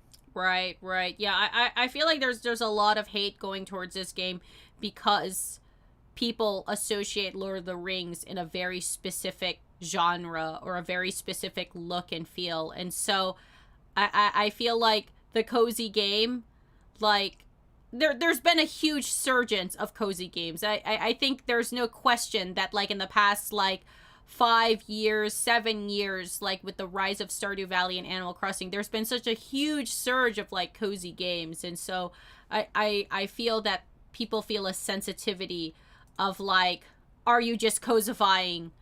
Are you just like doing a cash grab and just like cozying like a franchise up, you know? Yeah, there's definitely like some crappy cozy games that have come out in the last year or two, ever since, well, even more than that, just ever since New Horizons blew up and more people who weren't in the space realized like, oh, maybe that's a thing I could do. That seems easy. We've gotten like a number of just kind of waste of time cozy games, unfortunately. But I don't think that like the space is burnt out. I think that there are definitely always going to be people that just want something soft and warm and simple for their brain to do when they get done with work. So like the genre is definitely solid. Hopefully this is a good contender and doesn't just kind of flash in the pan. I think it comes down to like how it handles community and interaction with other players. I think that it's hopefully its solo story will be solid. Like what you said about the writing being really good, it makes sense because Weta being such a tentpole of Lord of the Uh-huh. Rings as a media giant, like if you love Lord of the Rings and you also do graphics or like art of any kind that could be applied to this, you would want to go and work at Weta. So it makes sense that they would have like some of the best equipped people to be working on this game already there. And I hope that they're able to deliver that in the writing and that it's not just like, oh, that was a pleasant paragraph and I'm going to forget about it, but that there's actually like momentum to the story that hooks people. I meant like that was something that just like really shocked me was the writing was so charming. It kind of reminds me of like when I played New Horizon and the dialogue that the animals had or Tom Nook had, like it just had a certain charm, a certain finesse that really felt ownable. That felt like, wow, Mm-hmm. I'm playing an Animal Crossing game. Like when I like watched the demo of Tales of the Shire, I was just like, oh my gosh, this is just so hella charming. Like, I absolutely love this. But like beyond the writing, like yes, I really did like the writing. The world design, like the actual like layout of Bywater, which is like the town that you're like, you know, that you're residing in. Um, Mm-hmm. there's a lot of like games uh that have like very flat looking graphics that like feel very like the plane that you're like in is just like super flat. Like maybe you're building a farming sim and everything just feels like flat. I don't know how to explain it. Like Mm-hmm. it just feels like there's like a lack of elevation. But something that I felt about this like demo of Tales of the Shire is that you are weaving in and out of bridges and like there's elevation. You go high and you go low and you weave into the town, and there's something really really thoughtful of that because I feel like there's so many video games that I have played where everything feels so one-dimensional. Like there's a Mm-hmm. mountain, but it doesn't feel like a mountain. Like when you play Breath of the Yeah. Wild, it really feels like you are up in that mountain or you are Mm-hmm. going into that cave, and it really feels explorative. But like this game reminds me of that. I know that sounds like silly to compare it to Breath of the Wild, but No, it that I elevation. had the same thought. So when I was watching one of the demos or like the presentations by the studio themselves, they were talking about there's like this accompanying village that you can go to, and it's where like the big tavern is, and it's filled with people that you can meet and try and be friends with and cook for, and there's all of these like little narrative threads that you can befriend people, which is very exciting. But one of the things that got me was sort of a throwaway comment that somebody made about how uh, the area is really hilly intentionally because they want you to feel like there's a sense of mystery and discovery. So like Yes. every little nook and corner of it that you can just like go over one mound and then the other, and oh, maybe there's like something here, or maybe there's like little things that you can stumble upon or discover in the game, and Oh that man, yeah, I is felt that. so huge because like that is what made Breath of the Wild so big, is that you were constantly having these little moments of like, oh, what are these three little statues? I was gonna go and check out that tree in the distance, but now there's this thing instead that I'm like really interested in. And how do you translate such a captivating experience that happens on such a huge map to such Yeah. a small village? And I think a part of that really just comes down to like obfuscation, and you don't make everything flat, and you hide things behind little crests of hills or into the like notches of trees and stuff. And I'll be really interested to see how what the payoff is of that is, how well they actually execute it in the game experience. Oh But yeah, it's nice to yeah. know that they're just I'm thinking excited. about it. Just the fact that they're like Yeah. planning it I is mean, like, huge. I've played so many games where it's like it totes open world, and it really pushes like, this is an open world game. And like, yes, it is open world, and yes, it's expansive, but I almost like feel like some games that are open world are some of the flattest games I've ever played, and I would actually rather play a more contained, smaller game where like each mound was art directed, like created and made to explore. And I don't need open world. I actually like, it's like an I don't know why I'm comparing it to an open floor plan kitchen. No, it's true though. But it makes sense though, because it's about like how it functions. It's about how you feel in the space, and like you could have an open kitchen and just see everything, and that wouldn't, like, that doesn't function as a kitchen. That's a messy kitchen. Things still need to be in things. I feel like, yeah, exactly. Open world, open floor plan kitchen. It's like the same thing. They're similar cousins. Because I think a lot of times like studios, like the people that make decisions in these spaces are like, oh, open world, that's a trending theme. We need an open world game. Obviously, it's a world that's open that you could just run around in. And there's less understanding there of like, no, that actually takes like a lot of intentional design, and you're not making just you're not just throwing people into a national park, you're throwing people into a highly curated Disneyland that's pretending to be a national park. And like the better it is, the more that's going on that you don't realize. It's one of those like, there's so much effort put in to make it look effortless. Yes.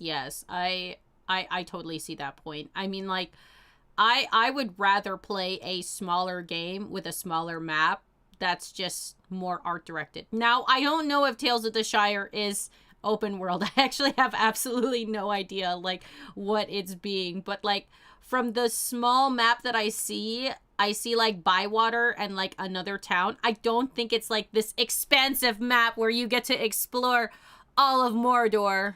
Wait, no, that's not the world of Lord of the Rings. Middle Earth. That's the continent. I'm pretty sure that you just have like the little town that you start in where your house is, and then there's a little town right next to it that you can go to, and I don't think it gets much bigger than that. And yeah, I think that you can like run freely within those spaces, so it's open world in that sense at least.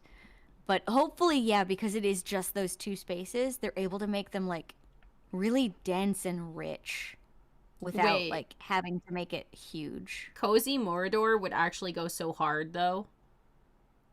Like, I think that would be a really great game. If you think about it, like, the orcs actually, like, cared a lot about each other, and there was, like, a system of promotion based on merit, and... There was promotions? Yeah, and they could take breaks if work was too heavy, like, there was an active, like, balancing in workload. Like, there's little hints to dialogue that are like, actually, are they based? They might be based. So, like, hanging out with the orcs in Orkland might not actually be that bad. Oh my gosh, Lord of the Rings orc slice of life when? I would love that. Do you remember that scene in, I think it's in Twin Towers, where the orcs are like making the weapons? Right? That's what they're doing? Yeah. Yeah. That could be cozy. Oh, heck yeah. And I think that could be cozy. That, like, scaffolding and stuff. And then you got, like, the mud pits where the new orcs are getting pulled out. Yeah. Yeah. That would be... I would play that game. I'd play that game. Is there any... Too. Is there... Are they all boy orcs, or are they girl orcs? I think they're all just nasty lads. I don't they're just all nasty? They're all little messy little things? No, I don't even... Well, because orcs don't do it. Orcs come out of, like, mud wombs. That's why I asked. We actually get to see an orc being born in the Twin Towers. They, like, pull him out of, like, a muck placenta is nasty. That's why I asked, because I was just like, oh my gosh, you're right. They do get birthed by mud. So Yeah, then it made me I think their question gender, I think it's just nasty lad. I don't think they have nasty like lad. boys or girls. I think they're just all nasty lads. Cozy. It could be cozy. It could be. It They would be could, cozy if we made it. yeah, I think so. I feel like you just need a farming element in the orc life, you know? Like, can you make like a farm in the lava pits? Like, is Okay, that but a what if like possibility? the crop that you're growing is like swords and Oh hammers? my gosh, the crop that you're growing is metal? Yeah. Oh Yeah, my so gosh. you're like planting nails and then you come back and you harvest like full-sized mallet. So are you implying that they eat the screws in the metal? That's their No, food source? they eat like hobbits and rats and like anything else that they can catch. They're all like definitely carnivores. Oh, okay, okay. They're not metalvores. Okay, okay. So Metalwar. they're growing the swords. They're growing the swords to For sell. war. For Yeah. war, for war, not selling. Not selling. It's all definitely just like it, yeah, they're just growing the swords to have. Wink wink. They're definitely not going to use them for anything. Wink wink. They never have to eat. They just leave sometimes and come back messy. It's fine. Do you Don't think think about do it. you think orcs just eat rats and hobbits? You don't think they Yeah. eat like any vegetables? Maybe they eat vegetables. There is that famous line where one of them goes, meat's back on the menu, boys, which implies that meat How do you wasn't on the menu for a while. how do you remember these lines? How do you I have no. When was the last time you watched Lord of the Rings? Oh, I feel like jeez. I feel like you I just think watched it. no, it's been like 15 years at least. Yeah, same. Yeah, no, but I watched it so many times in Yeah, middle no, school. I did. Was that like just a thing? Like everybody just like watched Lord of the Rings like a billion Maybe? jillion times? Because I I watched mean, it so many times. it's a very popular movie for a reason. Maybe it was that we were all just like rewatching it over and over Because it again. was like a thing. It was like really hype. Like if you flew like in an airplane, where am I going with this? If you flew, You'd watch Lord of the Rings in it? no, no, no, no, no. If you flew in an airplane in like 2007, like there would be a Sky Mall magazine in your airplane seat. And in the Sky Mall, like 50 to like 80% of the Sky Mall magazine would just be Lord of the Rings memorabilia and jewelry. Oh, I remember seeing the magazine spreads with like, you could own this brooch that is the leaf that's on the cloaks that they wear. Exactly. Oh, it Exactly. was You could so buy that. good. You could buy Yep. that. I thought that I was. I, Oh, sorry. Go ahead.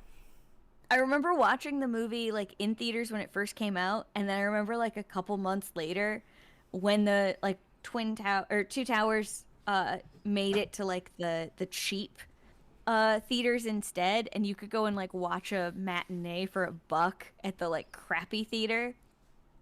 Oh man, I saw I that movie so many freaking times. I saw the movie a lot. Maybe that's why we remember the mud of the orcs. Yeah, Cuz probably. when you said that, I like instantly like my brain went, "Yup. Yup, that's how they're Mhm. born." I was like, Do you that's exactly it.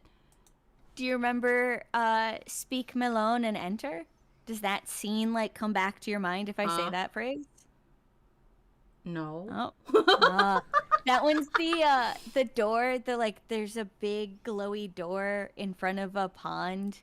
And it looks like a mural and they know that it's supposed to open but they don't know how to open it.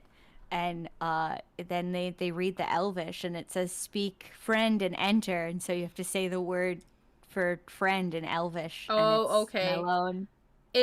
Is that scene like in the third movie? And is it like after they already went to the elf town and they already went and saw Gollum and they Nope, were like in the that one's in water? the first movie. Oh, shoot. Isn't the first Yep. movie? Yeah, when they enter Oh, the dang. mines of Moria. It's right before they're underground and stuff gets bad, and then Gandalf has a bad fight. I bet if I rewatched the movie, I would remember absolutely nothing. I'd be How like, about the what? line? How about you shall not pass. Uh, Gandalf. Yeah. That was he's a meme now. That's iconified. It's Yeah. memorialized. It's ingrained in everybody's brain. What was he That's actually how I doing? feel I about don't even most know. of it. Oh, he was holding out his A door. There was a door, staff right? in one. No, There he was was no on door? a narrow walkway, and he was holding Oh. his staff in one hand and his sword in the other, and he yells, "You shall not pass!" at the Balrog, and then he sacrifices himself so that his friends can run away while he fights Is the big fire thing. was there Gollum? Like was Gollum there? There was Gollum. Okay. That is when Gollum finds them the first time, I think. Yes, in the mountain. He's in the Yep. mountain. Uh-huh. Oh, okay, okay. See, I remember. I remember something. Do you know I I've thought there was never a door. seen the Hobbit trilogy? Oh, yeah. The three movies that come before the Lord of the Rings series, but like came out Mm. like 2015, 2017, Yeah, something like that. I was mad at them because it was supposed to be one movie, and it was supposed to be one movie Oh, that Guillermo del Toro directed. yeah. What happened? Cuz I They don't got think Peter Jackson to agree finally, Oh. Okay. and yeah, Peter Jackson was like, "Okay, yeah, I guess I'll have money." And then that sucks that we got that instead of what we could have had, especially because like the studio had already spent a huge amount of Uh-huh. time and budget on Guillermo, and Guillermo had made like a monster lab where he was like Yeah. designing what smog would look like. And when they finally got Peter Jackson to say yes, he said yes, and they were like, "Okay, cool. We've already spent money on development, so you need to just start making the movie," which is part of why the Hobbit movie is not as good because they didn't let him like work on it for the same amount of time that they let him do Lord of the Rings. They like rushed him, which is stupid because it was gonna be such a moneymaker regardless. So they should have gotten the most out of their investment Oh instead of just man. cashing in quick. Oh, dude, I didn't know that. I didn't know the lore behind that. I I think. Do you watch the first one of the trilogy at least? Nope. None of it. I haven't seen any of them. Yeah. I was I also a little annoyed I because can't they remember. took away an actor from a really trashy New Zealand show that I was into, but he got cast as one of the dwarves, so he kind of left, and then the show kind of petered out and died, and I was a little annoyed at The Hobbit for that too. Did you watch that Amazon show, Ring of Powers? No, no, I haven't. I think my mom watched it and liked it. Oh, she liked it. I Yeah. didn't watch it. I did not watch it. I don't know why. I think maybe because I like heard that there was like bad reviews of it and then like I didn't end up watching it, but I remember like being excited to like check it out because like there Hmm. hasn't been Ring of Powers. Is that what it's called? Am I just like making Ring, something up? Rings of Power. Rings of power, multiple rings, Yeah, because it's like multiple prequel. rings. It's about all of the other rings that were made before the one ring to rule them all was made. Oh, Because wow. that was the spooky guy's plan. Was he was like, okay, I'm gonna give these like, I'm gonna make a bunch of rings, and I'm gonna give them out, and they're gonna be neat and addictive, and people are gonna be real into them. And then he made the other ring to be like, all right, now everybody who got real into those other rings, now I have like the winning ring. I have the super ring that's cooler than everybody else's, and now I can be in control of those people with their other stupid rings. That was a great synopsis. I thank you for summarizing it in a way that I could understand. Thank you. I'm not even joking. Like I need the translation. Mhm. Yep, it's one ring to rule them all, one ring to find them, one ring to something all, and in the darkness bind them is the poem that's on it that you can only read Oh. if you put the ring in a super hot space and then the spooky writing gets shown. Doesn't it have to be like that lava? Or is it just heat and stuff? No, because Heat. Gandalf throws the ring into the fireplace, and that's enough for the spooky elvish to come out. Oh, okay, okay. It doesn't have to be any special magic lava. It's just No, any to be able heat. to see it, yeah, it just has to be hot. But Ah, then if you want to okay. actually destroy it, you have to go and put it back into the molten center of Mount Doom. Where it was made, right? Uh-huh. Yep, Oh back to man. its storage space. When I don't know, whenever I have momentum and time, I want to like watch every Lord of the Rings content there is. I think that would be so fun. I think it would take like a week, but it would be fun. It's Yeah, it would be so. It's kind of daunting because it's like a lot of content to like consume. mm-hmm. Especially if you go into like director's cuts and stuff. Yeah, what is You it? have to. The the director's cut is like how many hours? Oh, It's it's so long. insane. I can't. The thing is that like I have a problem. I have TikTok brain rot where I can't sit through a movie. It's bad. It's Oh, bad. Like I Peach have to Cat pause can't. it. I have to Peach Cat pause it. can't, but not even because of like brain rot. Peach Cat just doesn't have the patience to sit for that long. We tried to watch oh, what was it? Contact, which is a great movie, classic science fiction movie, really good. Ooh. It also happens to be like 3 hours long, so Ooh. we took breaks. We would watch like 45 minutes and then we would stop and like get snacks or stretch our legs or do other things and then come back and watch the rest of the movie and then take another Contact. break. Where Mhm. do you watch it? Netflix? Oh, it's so good. Where did we watch Contact? I think it might have been on Netflix. Either Netflix Where or to Amazon. watch? Where to watch? You can. God dang. Nowhere. Amazon Prime. Nowhere. No, Amazon Prime. I think it's on Prime. Man, I don't want to watch things on Amazon Prime. Dang. Remember watching Contact in a science class?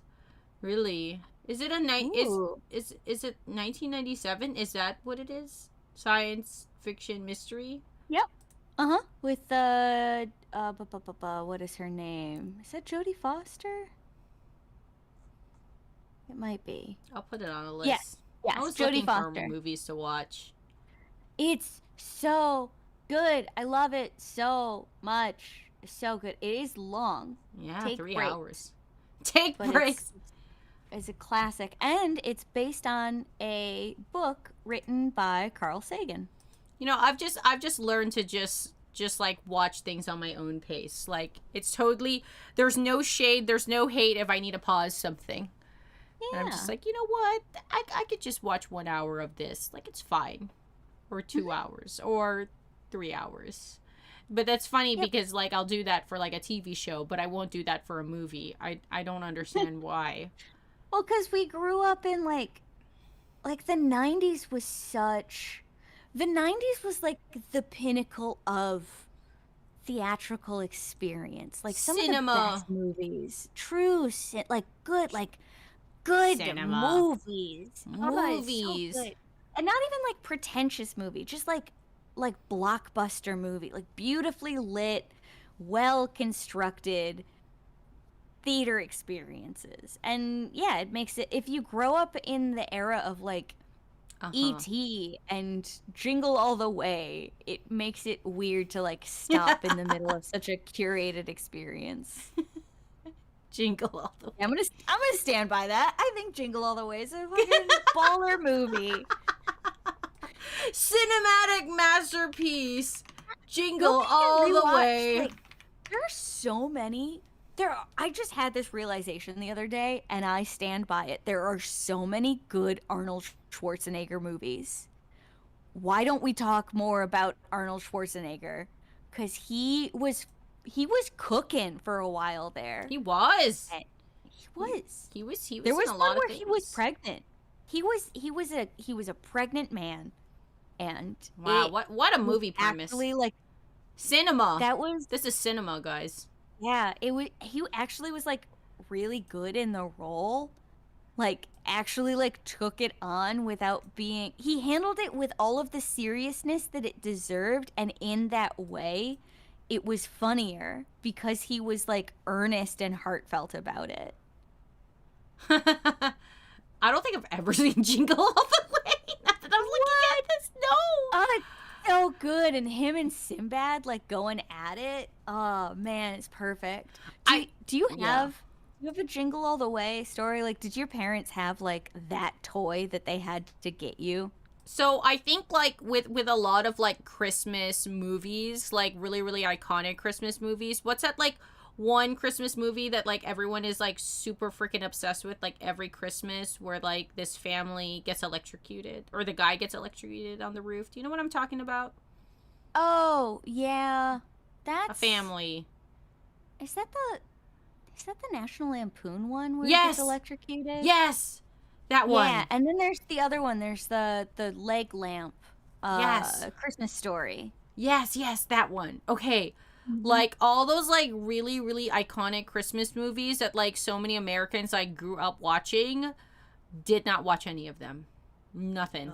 It wasn't until I was like way older when everybody shamed me to like hell of like, oh my gosh, you haven't watched a Lampoon movie. Oh my. And then like everybody would just like shade on me.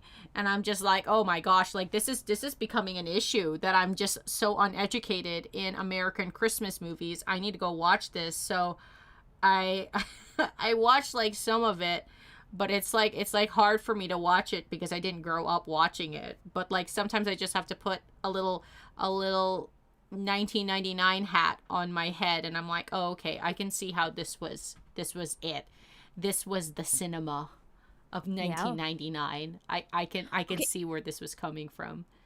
Low-key actual like capital C cinema in a surprising place is Capital the C Parent cinema. Trap.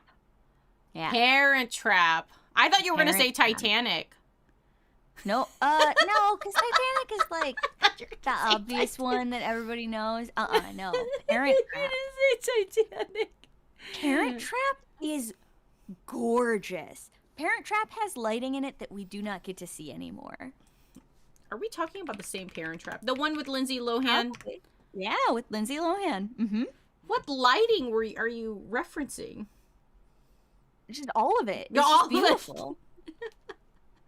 You know, like thinking about, you know, like the last like part of Parent Trap where they're like in California in that like vineyard, Mm-hmm. and then like that like really like bitchy girl who's like gonna marry the dad. Yeah, the bad stepmom potentially. Yeah, the potential bad stepmom. Like, Yeah. thinking about it, like I don't think she was true maliciously evil. I think she was just trying to get that bag. Yeah, she was probably just like she's trying to live her life, and then there's this snotty kid that like, what do you know, kid?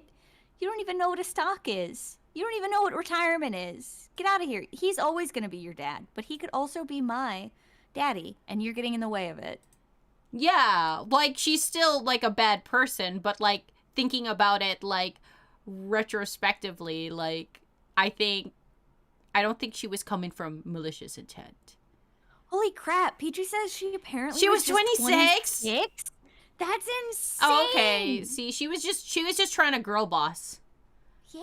I think she was Get just your trying to girl bag, boss. girl. Yeah, I think she was I just trying to get get it. bag. I don't know if she was like trying to be truly malicious. I think they just painted her in that way, but I think she was just a 26-year-old just trying to get some bag. And Yeah. I can't shade on that. I can't shade on somebody trying to get some coin. Mm-mm. But I also haven't watched Parent Trap.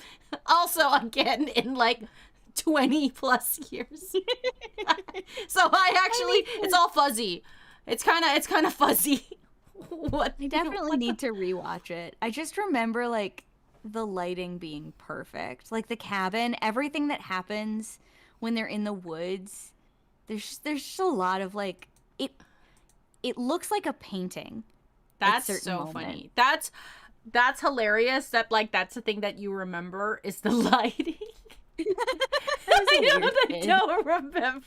I don't remember the light. Oh, I don't remember the lighting. Oh man. I don't know what I remember from the movie, but I remember that stepmom. And I think back and I'm just like, I don't know if she was as shady as we thought she was. Maybe she's just No. maybe she's just trying to get that bag. And who am I? Who am I to judge a young 26-year-old? Yeah. How could I? Anyways, it's midnight. Yep, it's time And to wind down. I'm actually really surprised that we talked so much about Santa Claus. Same. Actually, I was like, how much of the Shire do we have in us? Are we gonna get to like 5 minutes in and then have nothing? No, it turns out we had Santa Claus and Santa the Parent Claus. Trap. Wow. I mean, like, I actually got really excited about this like anime Santa Claus. I meant anime Santa Claus that we watched a trailer of, like, yes, but like also I think your version of the anime Santa Claus also a banger. Like Santa the red, Santa the blue, and Santa the brown. I think there's something there. I think there's something magical there. I could see it. I won't do it. I don't have it in me to. I won't either. I have too many other things to do.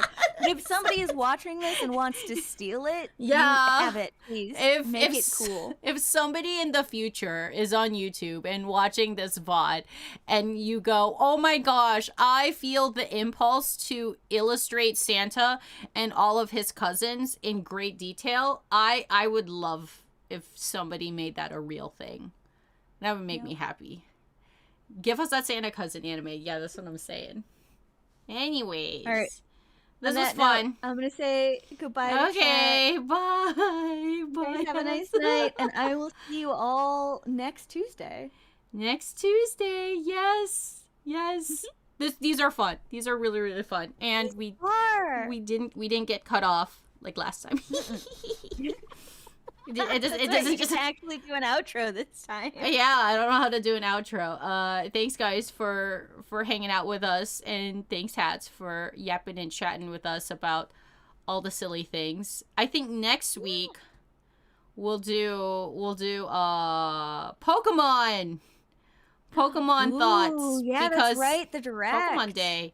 Yeah, Pokemon Day is on Thursday. So we'll have thoughts and feelings on it for next Tuesday. So if you guys enjoyed this stuff, we're going to be back on Tuesday chatting, but we're going to be chatting not about hobbits. We're going to be chatting about new Pokemon things because I like Pokemon. And I don't know if Hats likes Pokemon, but I like Pokemon. No, you like Pokemon, but I do. I'm not as well versed in it as you are. I think you're gonna be the subject matter expert on this one, but I'm along for the ride. I know Pikachu. All you need to know is Pikachu, and that's it. That's the only Pokemon to know. Anyone else, you don't need to know them. That's a fact. Oh, Pikachu would be such a good Santa. Yeah. But there is a Santa. There's Delibird. I do know Pokemon. See, you know Pokemon. Okay, okay. Before we leave, if Santa was a Pokemon trainer, I think he would have Delibird.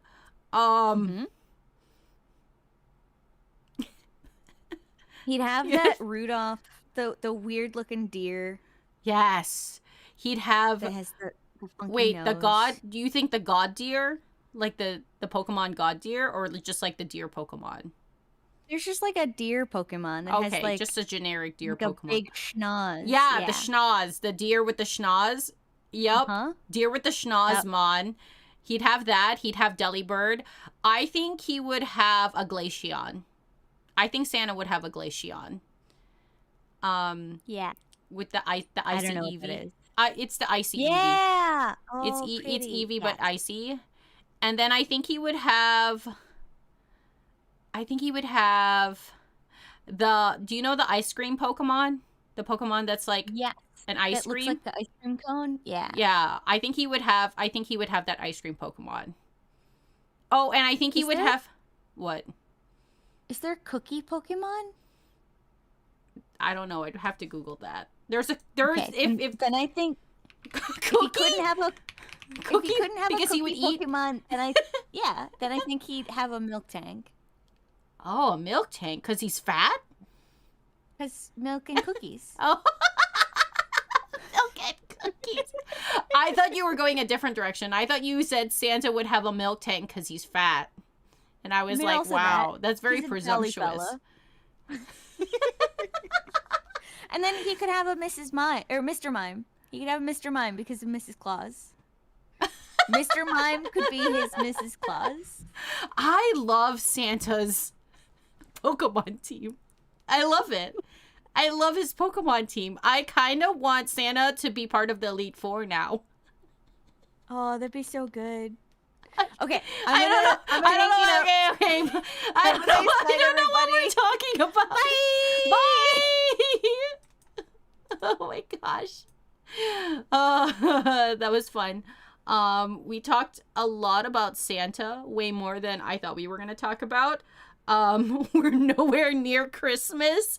We're actually slowly getting out of Christmas because in a few days it's going to be March. So I don't know why we talk so much about Santa Claus. But anyways, let me go to the just chatting scene. That was a lot of fun. I always have a lot of fun chatting with hats. We'll chat more with hats on next Tuesday. And then on Thursday, I'm going to continue my playthrough of Final Fantasy X. And we're also going to be doing TikTok Reacts. So I'm very excited to do more TikTok Reacts with you guys and play more Final Fantasy X. Also, there is the Pokemon Day. So I don't know if we're going to do a Discord event for Pokemon Day because I am very interested in like what are all the new Pokemon goodies, because I heard that there's going to be new Pokemon Concierge episodes being produced by Netflix. I'm so hyped for that. Yeah, more Tiki Talks. I'm excited to do more Tiki Talk reacts with you guys. And I've been having a lot of fun playing Final Fantasy X with y'all. It's a nostalgia game for me, and I guess I selfishly just like want to play it because it's such a nostalgic game for me.